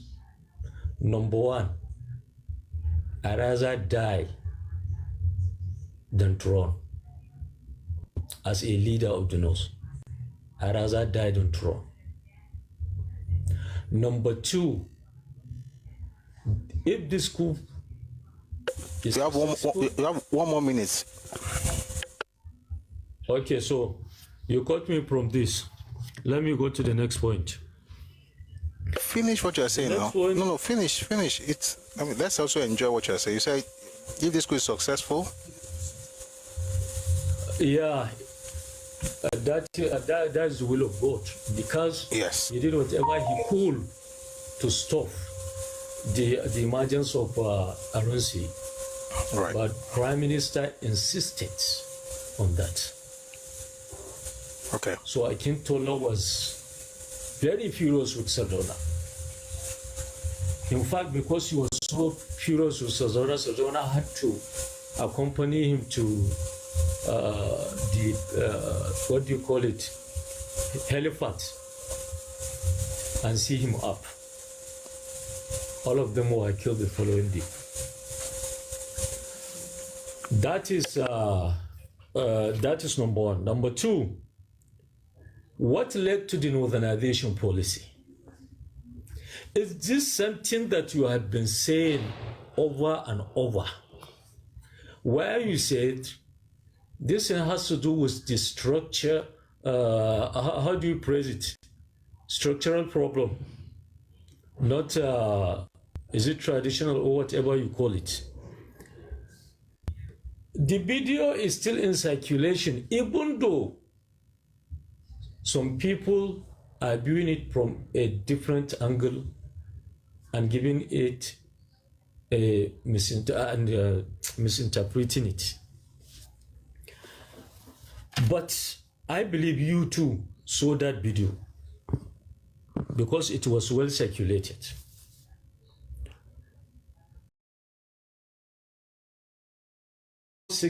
Up to 6 years, only women can keep lamenting. My advice to our brothers,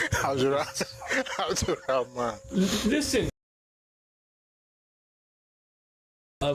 my brothers and sisters from the East, please stop lamenting like a woman, act like a man. Please do whatever you can as early as possible. My women are coming for you. Whatever, I'm not here to be politically correct, or but rather to corroborate what you have said, because I'm here to learn, and where I think I can add value, I can add. You understand? And I don't care whatever someone will say, but I maintain my position. Lamentation is for women. It doesn't make sense to me. For decades, you keep repeating the same thing. While before you, when you are clamoring for the united federal system, the other regions were clamoring to break away. So if you are talking about this, you are not the initiator or you are not the first. But what happened? The northern Nigeria and the southwestern Nigeria, their elites found out that there's nothing they could do about the federating system of Nigeria, because it was a creation of the powers that be at that time, that is West. So what they did was to find a way around the system to benefit from it. In this situation, the Southwest was the widest because the Yoruba land first before Nigeria. That is why they survive under any kind of leadership. Whatever is due to them must be given to them. I'm not saying their elites are not selling them out, but it's very minimal compared to the northern Nigeria and the southeast, and even the south-south. So if the Igbos cannot find a way to benefit from the system, which is not held by either north, southeast, or south-south, then let them break away. No one will die and say the world will stop. No region will break away and say that the other region cannot break away. But on top of this, I want to conclude my advice to them with this. They should understand the paradigm shift, political paradigm shift. between the global south and the global north. And they should narrow it to a region, continent. Even within the continent and to some countries, you can see how countries are realizing that the more they collapse into one, the more opportunity they have, you understand, and the more powerful they become. Try to get jealousy and hatred out of your heart. See what other parts of the world are doing. We all know that America is no longer this issue of a weapon of Islamization. I'm not even going to that. I wanted to talk about it, but let me be clear about Gawan. You too, you laugh when you are reading it. See, everyone knows that Gawan happened to be there based on the circumstances. He was not part of the plot. And Gawan remained committed Christian up to this moment. But regardless of this, let me take you to one very influential cleric that you know. You have 30 more seconds, so I will run up within it. See, this Sheikh Ibrahim Niasse is going to take a lot of time. I know. You and I know. It will not. I know what I will say. Oh, yeah. Allow me until it takes time. Gawan invited him because Sardauna is blocking from coming to our land. So Gawan invited him to Lagos when he became head of state. Gawan is alive. Please find a way to ask him this thing that I'm going to say now. When he met with Gawan asked him to pray for him. He said, "What do you want?" He said, "What he wants is to remain in power without any." Number one, to pray for him to defeat Ojukwu. He said, second, I want to continue to be on power. He said, then what? He said, thirdly, after I leave power, I want to live peacefully. He said, okay, let me start with the third one. As long as I'm alive, we will continue to rule Nigeria. Go and check the record. He died in the morning, I think, between 10 to 12, I cannot remember. And Gawan was TOEFL, I think, in the afternoon or evening while he was attending African whatever summit. Then, for the defeating of, what do you call him? Ojukwu, he told him what to do. Direct your commanders that anyone that is Muslim under them, when it is time for prayer, they should stop and pray. That is all he wants. And he tell him the time this thing will end, the battle. Olusegun Obasanjo. Abdurrahman. No, serious. No, Abdurrahman. No, serious. No. Seriously. You have done more than 20 minutes. You have done more than 20 minutes. I hope I contribute. You have. As a matter of fact, you don't lecture yourself. So thank you. Now we'll go there. Thank you for the lecture now. Thank you for the lecture. I don't know. I'm doing because I learned much more from you than what you have learned from me. Thank you. But I'm glad to also learn from you. Thank you very much for sharing. I really appreciate it. Honor.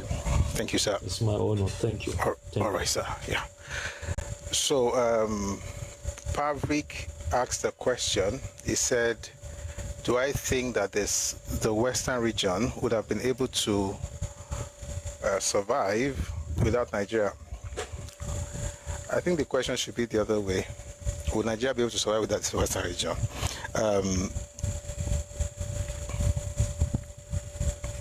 When we get to discussing Awolowo and Akintola, there are some things I'm going to say on this matter. He didn't say so. Oh, what did you say? Pavik, it's late. We've been here since 1. So let's go home. But please ask your question properly. What's the question? Maybe I didn't get it. While you're writing, let me just read some things that people have written on YouTube. Someone says Akintola's father-in-law was a very senior police officer, and the police intelligence knew about the coup and warned Balewa. Yes, that's true. All right, says, would Southwest have developed more if not in Nigeria? Of course. Of course. 1,000 times yes. Of course. It's a redundant question. Like, will Southwest have developed more if not for Nigeria? Of course.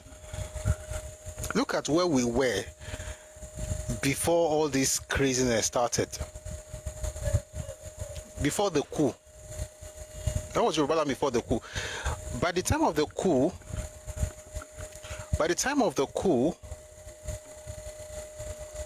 we had all these things already. By the time of the coup, we had the first civil station in Africa, we had University of Ife, we had Cocoa House, we had Liberty Stadium, we had investments, Caxton Press, hotels in Ibadan, in Lagos, we had industrial complexes, Ilopejo Industrial Estates, we had assets in Ibadan, assets in Ondo State, all over Western region. We had farm settlements. Our planned railway system for the country in 1953. We are here because of Nigeria. That's the point. And that's what we're saying. We want to create a structure that allows people to thrive. Like everybody would. And the East was not doing badly, although not as good as they always put on social media. But I mean, at least they also were moving on their own, also doing well. The North, there was textile industry. People were doing stuff. Yeah, Oluwa Glass in Ondo State, Nigerite, all kinds of companies that were coming out of Western region. The North was also developing its own stuff. Everybody was doing stuff until some people decided to say we must unite, national unity. Unity or then, and it's not for you. They're not uniting with anybody. It's for domination. I said it, and I'm not the first person who said it. The first person who said it was Charles Daddy Oyema in 1945 at Island Club, Lagos. So we are here today because of that. Imagine there was during the 1954 conference. Imagine they had added the secession clause. Do you think we're going to be here right now? Even you wanted to have your Biafra, you'd have gone.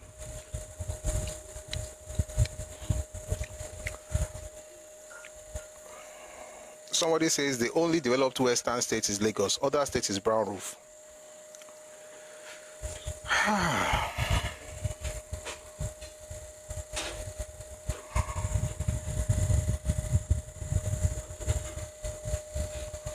Are you guys just using that as insult?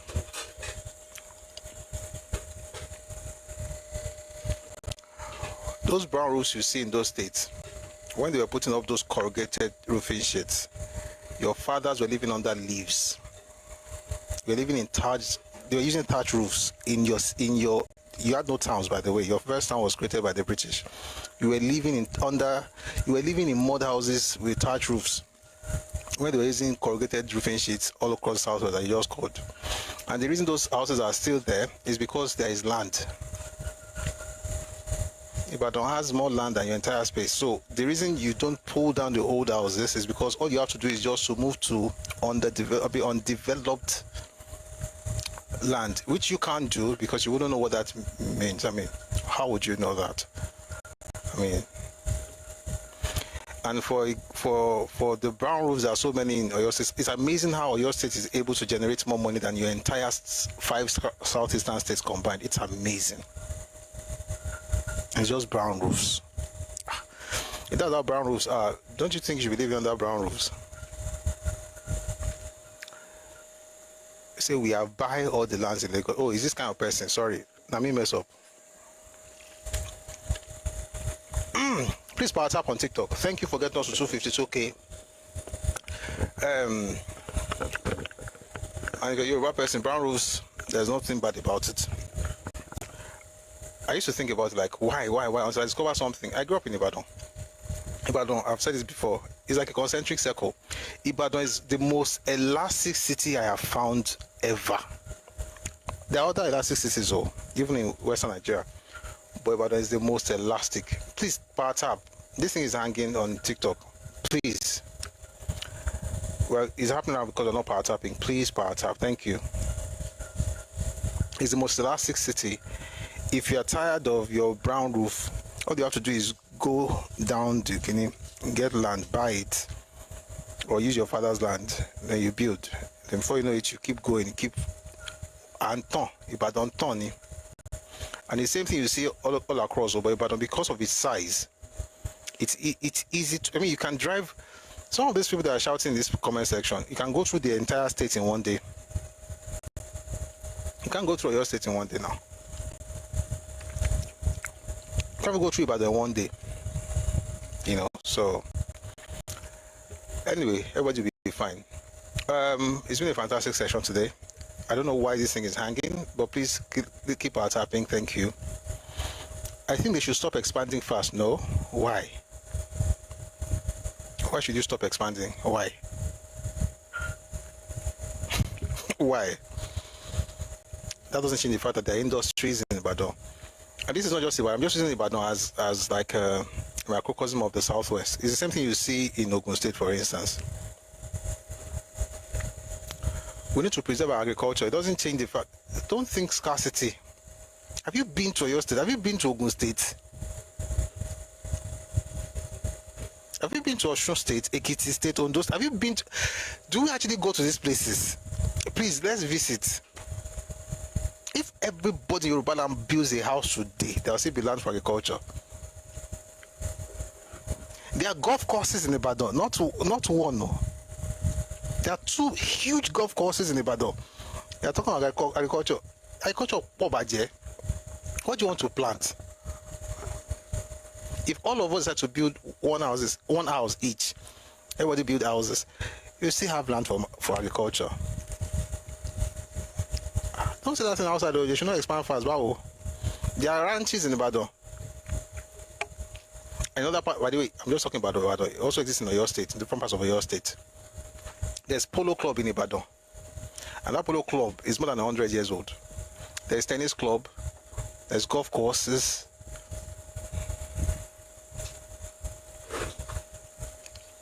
There's a lot of land. Again, people always say, I bought land. It's because it's scarce where you're coming from. How much you want to buy? It's like drinking water from the ocean. How much you want to drink? You might drink water. Say, I have to drink. Or you go and look for tankers. Taking tankers from tanker loads of water from the sea. I'm going to take as much as possible. Robodo.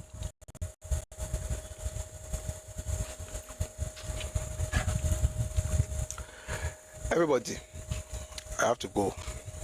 Someone says, I know there is land, but we must still learn to manage and plan for future. You still don't get what you are saying, sincerely. I don't know how to explain it. Go and look for the master plan of Lagos State, master plans of Ogun State and Oyo State. Some parts of Ibadan were designated to be something in the 1950s. Again, some of the things that people think they are thinking about,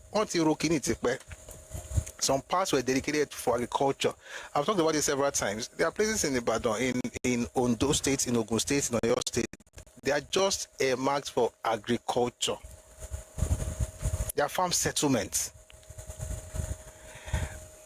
Great idea, but our fathers thought about this in the 1950s. There are places that they don't even build anything there. They are just for farming.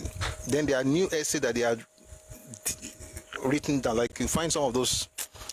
The document I saw last week, you see what they expect to have in a particular part of town. The plan for that area, where estates will be in the next 5 years, next 10 years. We don't have stupid elders, though. We have very wise men, though. We should be giving them credit. Well, manage what? Manage.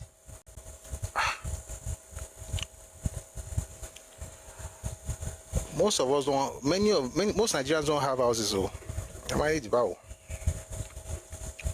Anyway, Esheo, our population is rising too. Yes, our land is also not touched yet. Anyway, thank you very much for being here. This was send you someone says you're operating from Ife. How many of their own elites operate from Usuka? What makes you think I'm operating from Ife? Because I say Ife time.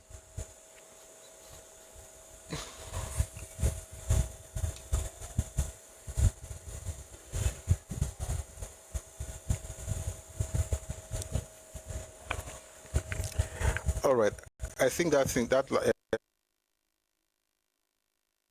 live went off.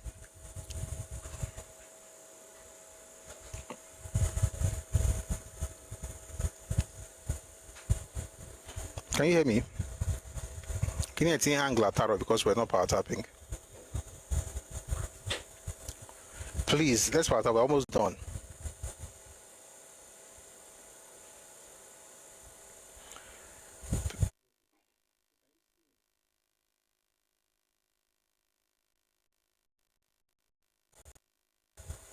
Okay.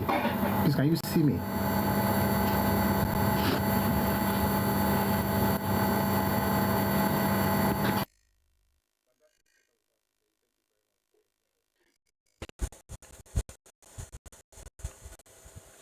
All right, let's wrap up.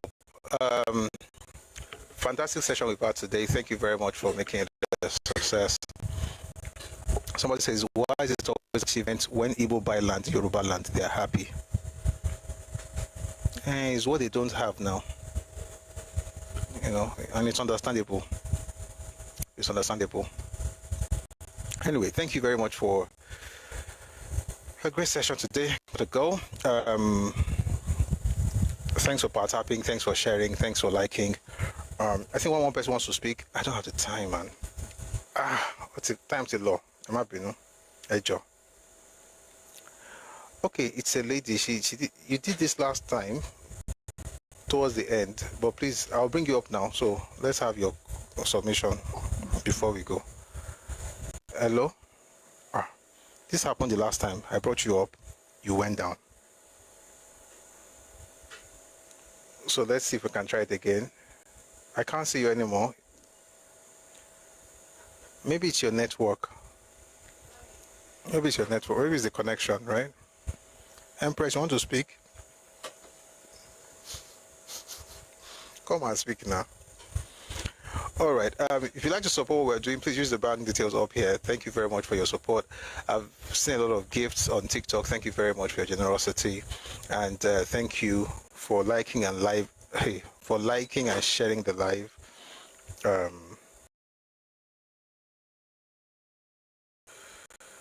Please, you can only have 2 minutes, please. If you're speaking, just 2 minutes. I really have to go.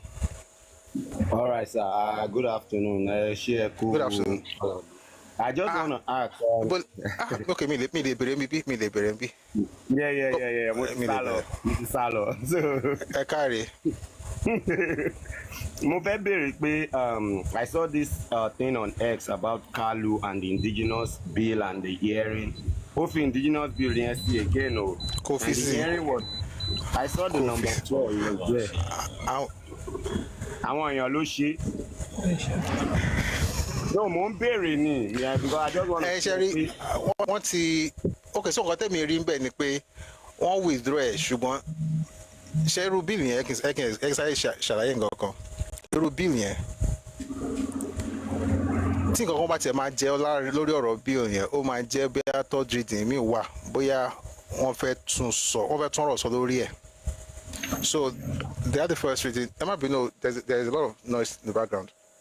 They had the first reading, they had the second reading, then they had the public hearing. They had the first reading, they had the second reading, then they went to committee level, a big committee, so in the committee and the public hearing. So tí wọ́n bá gbà wọlé, wọ́n máa lọ sí third hearing. But if the committee public hearing yẹn not withdraw. So the only thing they can do is they can work on it, make it better, and then reintroduce it if they want to. But to be honest, I don't think it was It's not one of, I say a lot of us were talking about it, which is okay because lack of insurance, but I don't think Okay, mo feel pé bóyá ó tún dá padà mo ṣe béèrè because I heard I was reading or something hearing yesterday. No, there was no hearing yesterday. There was a public. Okay, so there was a public hearing. Public. Oh, but this is going to be long. So let's say you have a bill now. You want to introduce on the floor. You come say, I have a bill. I have a bill. I have a bill. First reading. Oh, clap for him. Yes, yes. Nay, no, nay. Yes, have it. Come back. Second reading. Second reading. You explain what the bill is about. Oh, very good. Take to committee. The folks in the committee discuss it, and then there are different things they have to do. Then they have public hearing. Now they had a public hearing on this matter in July. After that public hearing, I mean, the second reading was in March. The public hearing was in July. People said no. I said no. Thinking people said no. So they withdrew it. After withdrawing it, whatever they had yesterday is still part of that public hearing. Just like yesterday was national public hearing that was held in Abuja. It's still the same process. So they will hear it. If people now say, oh, after hearing it will make sense, so they will now have third reading. I think they see, because it's constitutional amendment, they still have to take it to the state houses of assembly or something like that. But I think it's withdrawn. No, it's withdrawn to the best of my knowledge. But it's good that people spoke up because well, I think it's done. Yes. All right, please let's stop our tapping, please. We're almost done. Thank you very much, Obalufon. So Ola, what's the full name, please? Ola Yinka. Good evening. Okay. Hello, Ola Yinka. Guys, I don't try. Prof, we still did this time of the day. Oh, but I don't come on self. Thank everybody for partaking and liking and sharing and commenting in the comment section. Thank you for engaging, whether you're on Facebook, on TikTok, on YouTube. Thank you very much for your support. I really, really do appreciate it. Thank you, and thanks to everybody who gave gifts. I usually don't stop to acknowledge all the gifts, and that happens because, of course,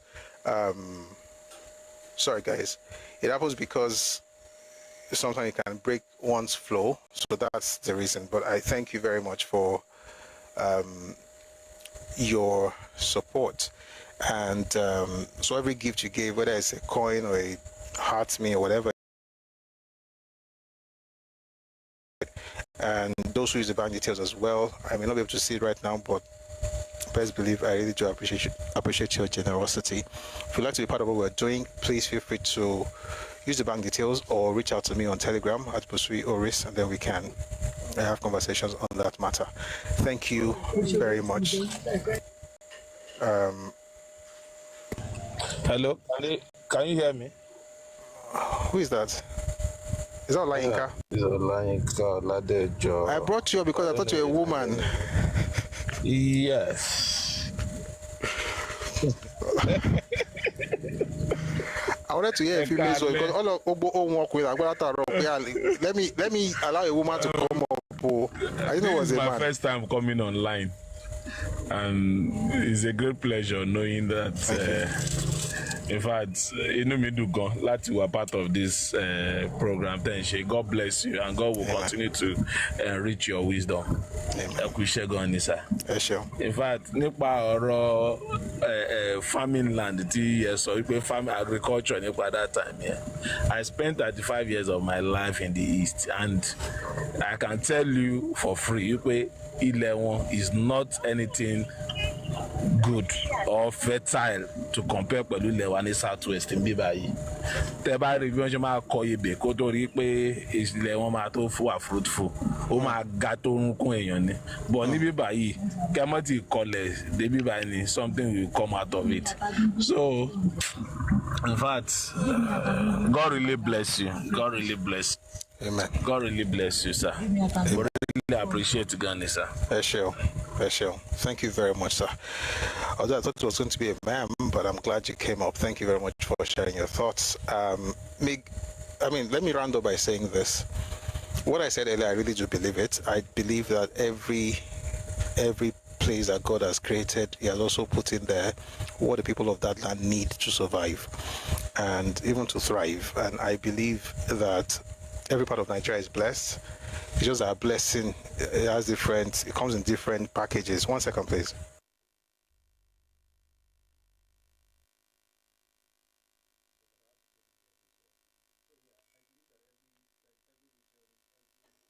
Sorry, but I had to change the audio source. So yeah, I believe that I believe that every part of the country is blessed. I think the real issue is just that I think it was Albert Einstein who said that if you judge a fish by its ability to climb a tree, it will forever remain a failure. I'm paraphrasing. The idea basically is that if you are trying to measure your prosperity based on that of others, you may never have joy because you always see somebody doing better than you. But if you just calm down, look inwards, perhaps you find something that you can build on. And I think that there's no region in Nigeria, no state, to be clear, there's no state that doesn't have what it takes to actually do well. All we just need is the structure that makes it work. And while we're saying that every one of us should think of things that we can do to make our spaces better, and we should also stop causing nuisance by telling people that you develop their land. It's ridiculous, it's senseless, it's stupid. It also stops you from actually seeing good in your own land. That's why we have to now start moving out. You may not have one thing, but something called comparative advantage. All right, there are certain things that would not grow in. To be fair, Yoruba land, I can't even use it to that example because Yoruba land we have the coast, the mangrove, the swamp, we have the forest, and then we have the savanna, all in Yoruba land. So it's a blessing. But regardless of what you have, there's something good in there, and I hope people actually are able to appreciate what God has given to them and build on it. Mr. Benjamin, Benjamin, hey, why? Good to see you. Good to see you. So I pray that God blesses everyone and every region, and we're discussing how ethnicity influences Nigerian politics. So we're going to continue this on Friday, but tomorrow we're going to be again discussing another topic. So the series are for Mondays, Wednesdays, Fridays, but Tuesdays and Thursdays we do some record. Tomorrow's going to be fantastic, right? So please join us 1 p.m. Ife time, West African time. We're going to have a fantastic session, so please be here. Someone said earlier that I live in Ife. Anyway, you say I live is correct. But yeah, Ife time. We'll see tomorrow, 1 p.m. Folks on YouTube, thank you very much for being here. We have come to the end of today's session. So at the end, we usually play our anthems, the Nigerian anthem first, and then the Yoruba anthem. But because of copyright issues, we're going to have to let folks on YouTube go so that we don't have YouTube's, issues with copyright. So thank you very much for being here. To have a lovely evening. May God bless you and keep you. And may God bless Nigeria. May God bless every part of Nigeria, especially my land, Yoruba land. It's a beautiful place. The country is blessed. And let me say this, if you call Nigeria a zoo, or you say the land is cursed, it's your part of the country that will be cursed. As a matter of fact, it's not like it will be. You will experience scarcity, you experience death, when I say death, I mean DEARTH. You experience scarcity. Anybody that opens their mouth to curse Nigeria, that person is cursed. Any group that does it intentionally, that group is also cursed. So let's be blessed in our land. It's not perfect, but we'll get there. God bless everybody in Jesus' name. Amen. Folks on YouTube, thank you very much. I'll see you again tomorrow, 1 p.m. Ife time, West African time. Have a lovely evening. God bless you. Bye-bye. All right, the rest of us, we're going to have